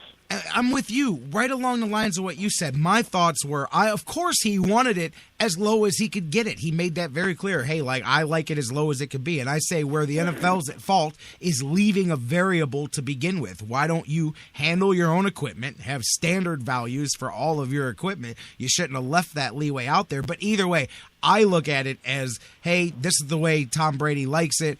I likened it to, in baseball, an overzealous clubhouse attendant who knows you like a lot of pine tar on your bat. So he puts too much thinking he's helping you. And it's your own fault at the end of the day. You should know what you're using, your equipment and all of that. So you got to fall on your sword. But does that hold the guy responsible? To me, there's a difference between saying, I want it a certain way, you know how to get it that way within the limits, and saying, hey, I want you to break the rules. And I just believe the Patriots, that's a different organization. You can get suspicious about them. But to me, Tom Brady was a multiple-time MVP, was considered above reproach throughout his career for most things, and a great example of the good players in the league, all of these things that they point to. And I thought, boy, they very quickly turned this narrative to he was this, you know, he had this whole conspiracy, as you say, to cheat the game. And my feeling was, unless you can prove otherwise, and they can't, otherwise they would have, that he did not, nobody can show me him telling anybody to break the rules. He was simply asking for them to be at the minimum they can be. That's the way I see it. And I believe Tom Brady is kind of being sacrificed by the league, which is nuts, because since when does a league sacrifice a guy like that over something like this? Yeah, I've gone back and forth trying to figure out why the league went about it the way they did. And that's the one aspect of it I don't understand, to be perfectly honest, because it doesn't make a lot of sense for them to push this as far as they pushed it. And, you know, the only thing I could, you know, mildly come up with is the fact that they've had such a bad year, Roger Goodell specifically, that he wanted to come down harsh on the Patriots and the glamour boy of this sport. To prove that he was, you know, open and fair-minded. And obviously everybody outside of Boston believes the Patriots have this reputation of being cheaters. You know, to me, I've written about it numerous times. I look at it a much bigger scenario, and I don't understand why 32 people, and I'm speaking about the NFL owners, think Roger Goodell is irreplaceable. Because it doesn't matter, and I've written this from day one of this scandal, it didn't matter what he came up with, he was going to be criticized. If it were too lenient, he would have been killed, and if he was too heavy-handed, as I believe he was going to get killed by a different group. And that's because no one trusts his ability to make these types of decisions. And I don't understand when the 32 owners of this in this sport are going to come to that conclusion. They constantly talk about how he's done and how they've grown the financial pie. But to be blunt, this league is on autopilot. If I were running this league, if you were running this league, they're still going to rake in that money. They need a change at the top. They have a credibility problem. He has to be removed as NFL commissioner. I'm telling you, they need to see what David Stern's doing right now. No, I'm with you in that, and I agree. It's on autopilot. These contracts are self-inflating with each renewal and stuff like that. Like, you're not going to switch commissioners and go back to getting millions instead of billions for your TV deals. They're not going to go, well, without Goodell, we're going to have to start this negotiation all over again.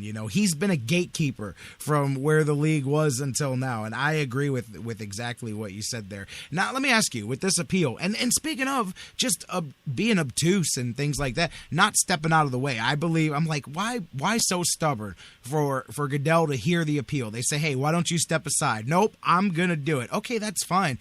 I'm going to ask your thoughts on that, because to me, okay, Brady appealing opens the only reason you do it. It's not to switch you're not going to do it unless you're going to turn over the things, in my opinion, that you didn't show initially, because otherwise, what can you do to change what's already been done? The only thing you can do is offer additional evidence, which means turning over the text messages or whatever. At that point, you're either going to completely vindicate yourself or the opposite. So to me, this has the scenario of completely exonerating Tom Brady or making the truth come out. Do you see it that way? I would think there's no way he appeals if he's not going to come in and say, here's the stuff I didn't show you. Now can we get this foolishness out of the way? No, I think that's just part of the process. Unfortunately, the problem with the appeal and Roger Goodell being judge, jury, and executioner is the fact that the Players Association, the players themselves, didn't fight for this in collective bargaining, so they're stuck with it. That's their own fault. But again, the NFLPA, and they've done it with the Peterson case, they're going to do it with the Hardy case, and they're going to do it now with the Brady case. The ultimate end game here is federal court, and they actually won in the Peterson case. I believe they will win in the Hardy case. Those two are a little bit more clear-cut because those two players were penalized under a so-called new policy that was universally implemented by one side without collective bargaining.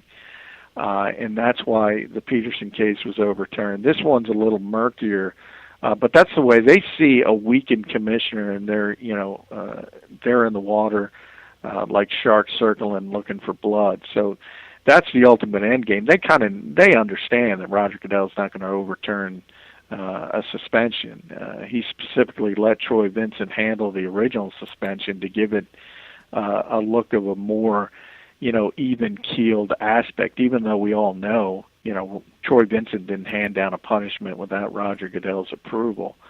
But, the league itself, you can look at it. I mean, the union deserves all the blame for not fighting for it in collective bargaining, but the league was so heavy-handed in handing out punishments after the Ray Rice aspect. They got too greedy, and all of a sudden you go to federal court.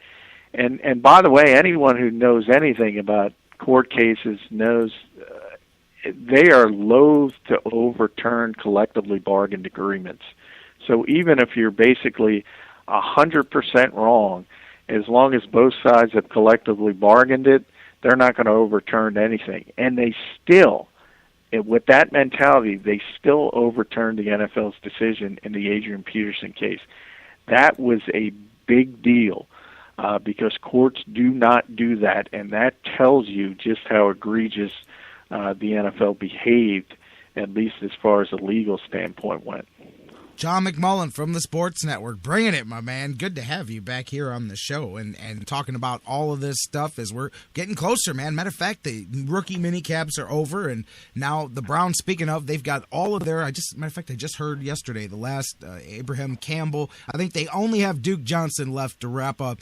Browns will have all of their draft picks in the fold, signed under contract. I saw Vince Mailey got the clearance. He'll be back, be able to return for training camp, which there was some concern that he may miss camp, and most rookies that miss camp end up missing a large part of the season. But with that, Browns coming into camp there with the team they've got. What are your thoughts on what the Browns did in the draft, the team that they've put together? I know they've got, obviously, the big hole at quarterback, but what do you feel about this Browns squad coming into training camp, particularly the defensive improvements they made? Well, I think it was a smart draft, and I applaud them for standing pat, so to speak. I was concerned they were going to make the move up for Mariota. I think that would have been a disaster. I think this is an organization that needed to just kind of stand there and make prudent decisions with their 2 first-round picks, and I think they did it. I think Shelton's going to be, one of the top-tier nose tackles in this league, and I think Irving is so versatile. He's got a lot of Zach Martin in him. You can play him in a bunch of different positions. He could eventually even play center, replace Alex Mack if that's, down the line. He can start at right tackle. He can play left guard. He can play right guard. And all of a sudden you have Joe Thomas, you have Bitonio, you have Mack, you have Cameron Irving. They're going to have one of the best offensive lines in football pretty quickly. And, but we all know it doesn't matter much if you don't have improved play at the quarterback position. Pretty clear Mike Pettin doesn't believe in Johnny Manziel. It's going to be Josh McCown. And, it's still got to be Josh McCown is who he is. He's 35-year-old journeyman. Now, he's had some success, and, he's going to make decent decisions, but he's more of a caretaker. He's not going to go out and win games for you. So that's still the big concern, and it's a serious one. But, as far as improving the 53-man roster, I think they've done a nice job. And when they are in a position to improve the most important position, I think they'll be better equipped when they do get that solved. Yeah, talking about that strategy, that's kind of what I've been saying here. Over the years, they've been looking for the quarterback, and that has always been the focus at the detriment of what everybody was. Everybody, media, fans, people that are blind could see it. It's like, okay, while you're waiting to find a quarterback, build everything else around him so that once you find the quarterback, he's dropping in and we're hitting the ground running. This, for once, finally feels like Ray Farmer acknowledged exactly that. Said, okay, I get it. We're still looking for that guy. In the meantime, let's make everything else better until we find that guy. So at least we're not sitting here spinning our heels along the way. I felt like they did that here. And I want to ask you a question about the quarterbacks. And McCown, placekeeper is a great way to term it. Manziel, either one of those guys, depending on who ends up taking control of the job, it doesn't matter. Assume it's going to be McCown. But when you look at the stats, even last year, even going 1-10, you pull up his stat line, you pull up Brian Hoyer, you pull up the quarterback position in general for the Browns, I find it hard to believe that Josh McCown or Johnny Manziel cannot at least match the limited production line that the Browns got at the quarterback position last year. And by improving all the other positions around, I do believe that in general, the Browns may be able to weather a mediocre quarterback season by bolstering up those other positions. But can you see what I'm saying? I can't see McCown being any worse than what the Browns got at the quarterback position last year. Yeah, I agree with that. I mean, one of the concerns, though, he got hurt last year. He's never, he's never really been a guy who's gone through 16 games. That's a concern. I could see Johnny Manziel being worse than what happened last year. Oh, yeah, that's true. That's the big question, is Manziel. Is he, now that he's done whatever he's done, does it change anything physically when he gets back out? I'm willing to give credence to focus and not do, okay, that's fine, but Now all of that's out of the way, and here this is supposed to be the refocused guy, so you still got the physical issues that come with everything else. Is he going to be able to make the leap to this level? Yeah, I mean, obviously, I'm more concerned than I was last year. I believed he had the physical ability to play this position, and it was the other stuff that was going to define him. And I think the other stuff did define him. But now, after watching him play in his very limited sample size, I understand that, did not, sometimes you can measure guys at the combine and you can say what they are, and we all knew he was undersized, but he looked even smaller when he was out there with NFL talent. Yeah. And obviously some of the athleticism was his strength at Texas A&M, but you saw how that evaporated quickly when linebackers in this league are chasing you. Now I have concerns over that part of it, and before I didn't. So right now, and I've said it all off season, to me, Johnny Manziel's an afterthought. If it happens, great, but I can't count on it. And I think that's the way the Browns have gone about their business. Certainly the way Mike Pettin believes in it. If he does come back, if he does turn into a different person and dedicate himself to this game and his profession, and he does have the athletic ability to play this position, great. But, you can't count on it, and you can't even think about it happening. And I think that's the smart take Cleveland has done. And Ray Farmer understands this was not the year if you were looking for a quarterback to go get a quarterback. So I applaud him to not mortgage the future and go after Mariota. I applaud him for not giving up a first-round pick for Sam Bradford. If that was in play, as some people say in Cleveland, I would have called for Ray's firing immediately. So I think that was a prudent non-decision, so to speak. It's just not a year to get a quarterback. So you make do with the veteran. You hope Josh McCown can hold up, and you look for your quarterback next year. Yep, and it's funny, that statement that you made, I've heard literally Farmer, Haslam, Pettin, they've all said basically kind of along those lines. And you know that there's two different thought processes. I believe that everybody except Mike Pettin says, well, we're putting this team together, can't count on Johnny. We'll see if he can give us something. That's great. And in the back of their mind, they're fully expecting him to give them something. With Mike Pettin, he says the same thing, knowing that he has no intentions of getting anything. And if he does, then that's just a bonus to us. It's just so funny because they both use the same words, but you can just see it in the way they say it, that because of course you want your first round draft pick, you want the guy that you picked to make it. So of course everybody on the Browns are holding out hope in one way, but Mike Pettin, the guy who's got the most hands-on with the guy, he's the one going, hey man, if he can throw a football, that's great, but I'm just gonna pretend he's not here and let's see what happens, because he's not expecting it. And it's just funny to see that difference between the front office and the coach.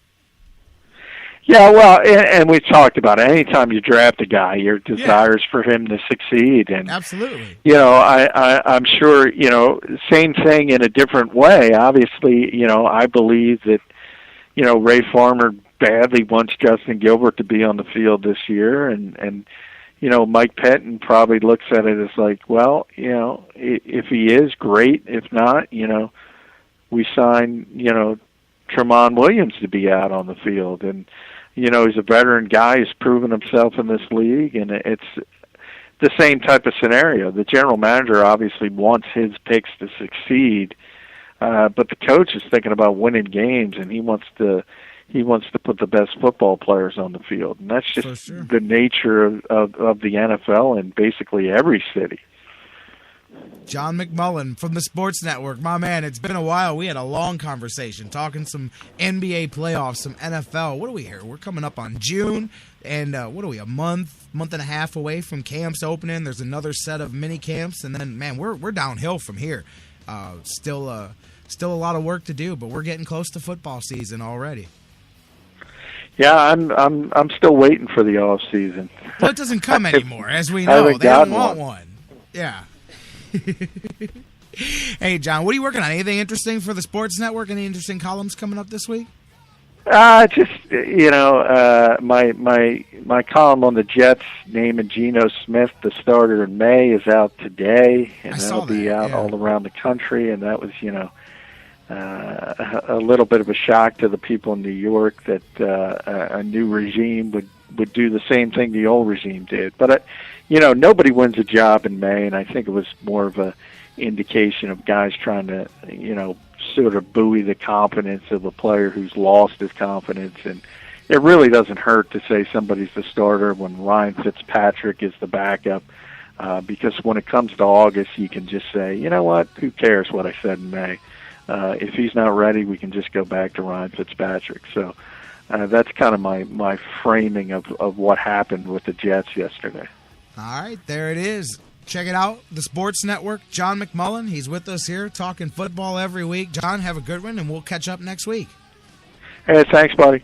You got it. My man, John McMullen, as I said, you guys, thesportsnetwork.com. Check him out, and his articles are syndicated across the country as well in different outlets and newspapers. Always a good time talking football, basketball, all kinds of things with John McMullen. Hey, final break of the day. We'll come back. We'll talk some Indians here. Yesterday, Shawn Marcums gets the victory. The Tribe, they're not only guaranteed a winning road trip, but they win tonight.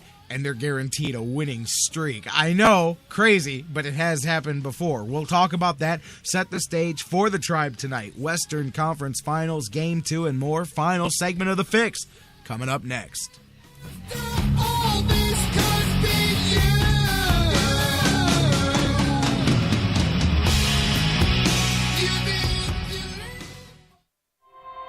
There's something kind of about a kid that's never played baseball.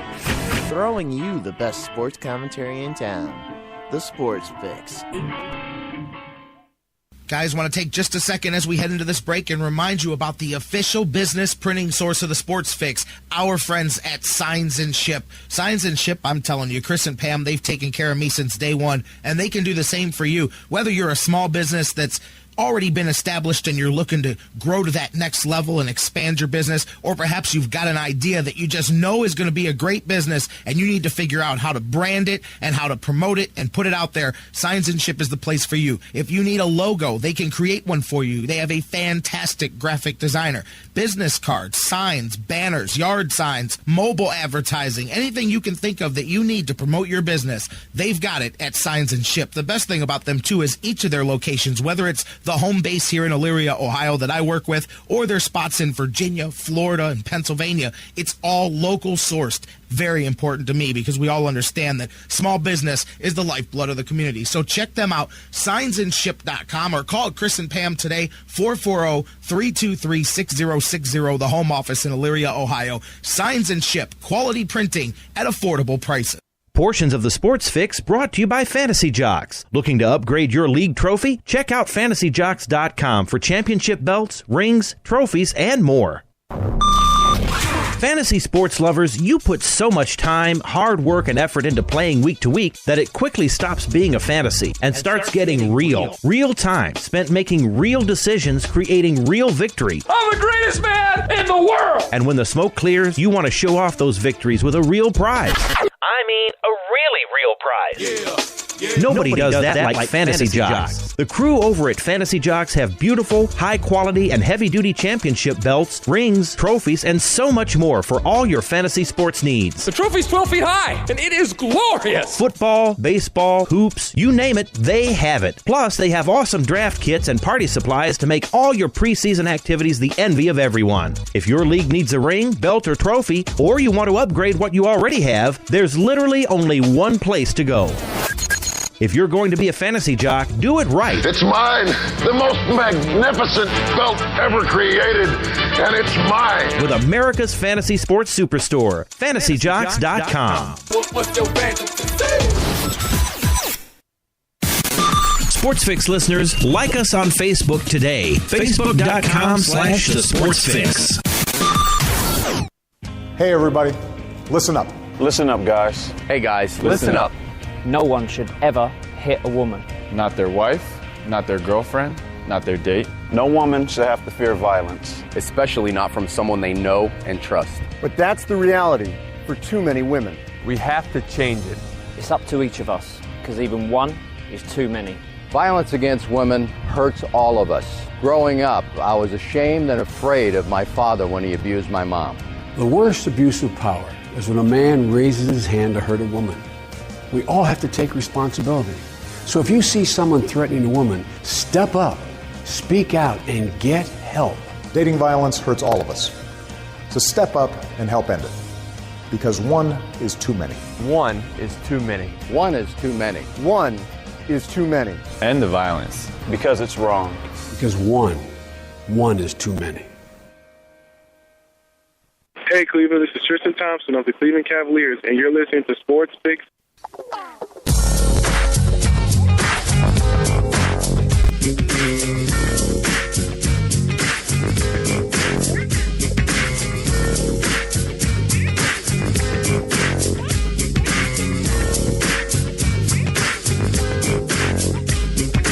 Come on, y'all, let's take a ride. Why not play a little Coolio? I know they're still got one more to play here, but it is the first road trip of the season where you can almost say that the Tribe went on a fantastic voyage. They're guaranteed not to come back with a losing road trip. Listen, man, that's progress. They sit 4-2 in this 7-game road trip, with the final one with Chicago tonight. Guaranteed to come away with the plus on the 500 ledger, but maybe, just maybe, you could win this series as well. They don't do a whole lot of that, and it would be nice, especially in the division against the White Sox, and coming tonight against John Danks, Danny Salazar on the mound. But let's go back to last night, and Shawn Marcum, you guys know, Tribe starter, got the victory yesterday. Quality start, 6 2/3 innings. And, you know, what a journey back. 2 years. His last start back in 2013, practically 2 years to the day. It was June of 2013 against the White Sox. 2 years later, all of the comeback from the right shoulder injuries, the thoracic outlet syndrome, the fracture, the repair, all of that.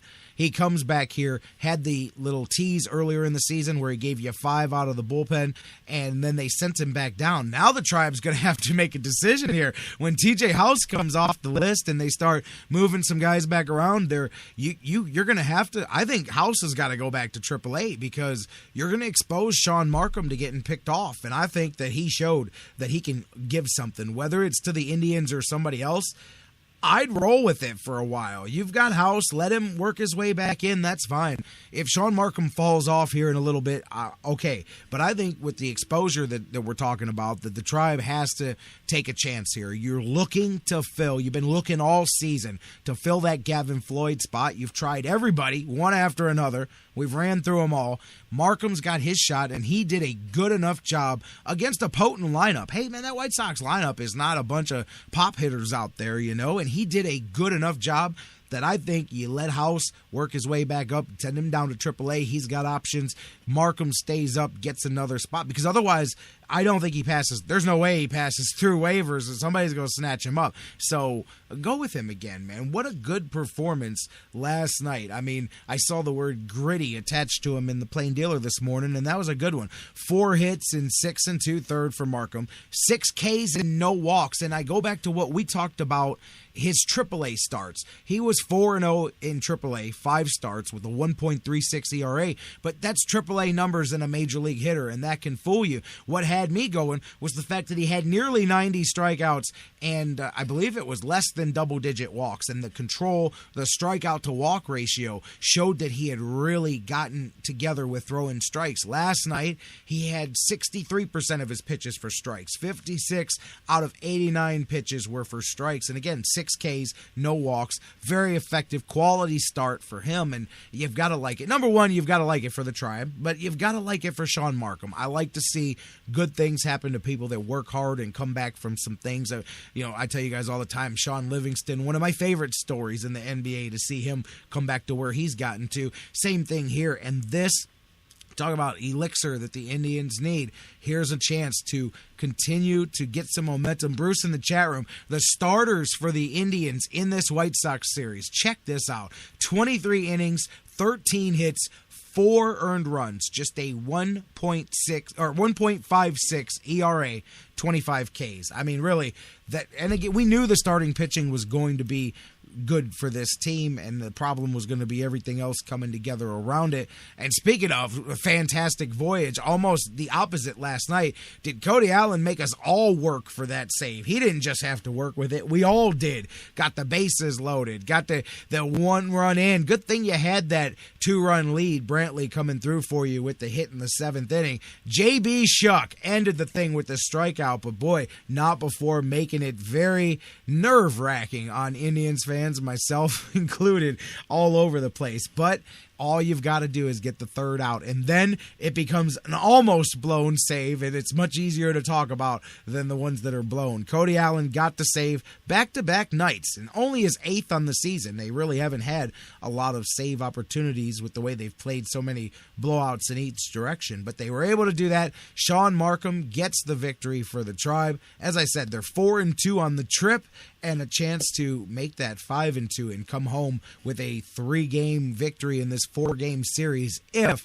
they can get out there behind Danny Salazar tonight. John Danks, traditionally a tough start against the Indians here. Lifetime, I believe he's 5-14 against the Cleveland Indians. He lost earlier in the season. Also had a no decision against the Tribe as well. This year, Danks is 2-3, 4.6 ERA.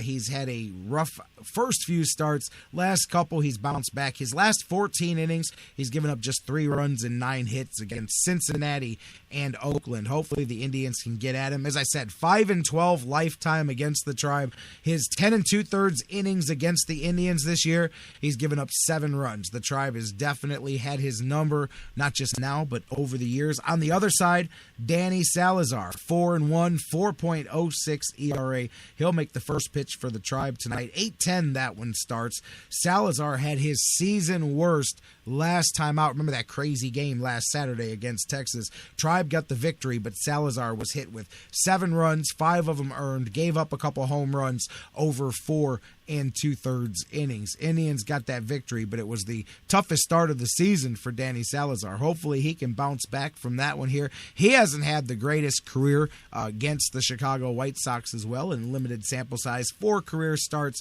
He's got a 2-1 record, but over 5 ERA, and he's 0 for his 2 trips to U.S. Cellular Field.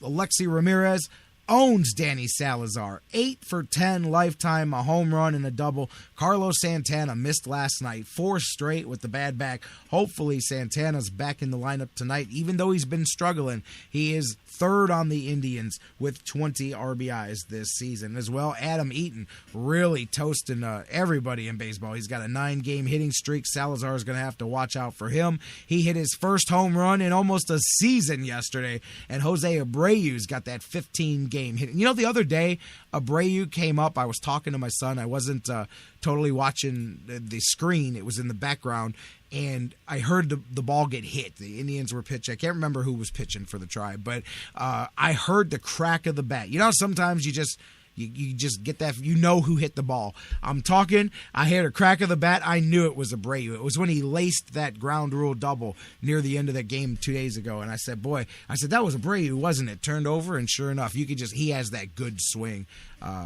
I know, Tribe fans, I'm not allowed to talk good about anybody that plays in the White Sox, but, he's got a good game over there. Jose Abreu's a good young power hitter. Indians, White Sox, Tribe looking to improve to 17-23 tonight. White Sox fell a game under 500 with that loss last night. Danks and Salazar doing the thing. Speaking of tonight, for those of you not into baseball, maybe you're into basketball, Houston, Golden State, Game 2 tonight. Big one. Matter of fact, I just saw update from Houston. Dwight Howard has a very heavily wrapped knee here. He's going to give it a go, but in shoot-around, he's very limited with heavy wrapping. So we'll see that storyline. Houston's going to have to go small a lot. You got to think that knee's going to bother Howard tonight. We'll see. 9 o'clock, Oracle Arena. Golden State looking to take a 2-zip lead. Houston looking to grab one on the road and tie that series at 1, heading into Houston for Game 3. We'll talk about that tomorrow. We'll talk about the Indians. We'll set the stage and preview Game 2 of the Cavaliers and the Hawks, because that's coming tomorrow night from Hotlanta. I know J.R. Smith is probably still out there partying after last night. Can't wait to do it. Tomorrow, we'll get Jonathan Knight, sports writer extraordinaire, in on the conversation. Mike Brandenberry from DidTheTryWinLastNight.com, he'll be here as well. We'll be talking NBA playoffs, previewing Game 2, Cavs and the Hawks, all the injury updates, Western Conference Finals. We'll look back at what happened tonight. Tribe wrapping up the trip and coming home for a good Memorial Day weekend series with the Reds and so much more. End of the week sports fix is coming your way tomorrow. Same bad time, same bad channel, live, noon. You know the deal. Here across the Sports Fix Radio Network. We love you, Cleveland and beyond. Have a great night. Enjoy some hoops. Enjoy some Tribe. NHL hockey going on. Anaheim, Chicago. After that one the other day, who knows what happens next. And we'll be here tomorrow doing the thing. We'll see you live. We love you, Cleveland and beyond. We'll see you tomorrow right here on The Fix. This the home of King James. We are not the empire, but this is where the kings play. Cleveland. We rep our city. Blue lights separate the ground from the gritty. Red sick fitted. Hood pass cover any city that we visit. When the up on Cleveland. Survivals are must on these streets. We hustle, we don't sleep. Out here in Cleveland, Cleveland, Cleveland. Okay, now here we go. Welcome to the Cleveland Show.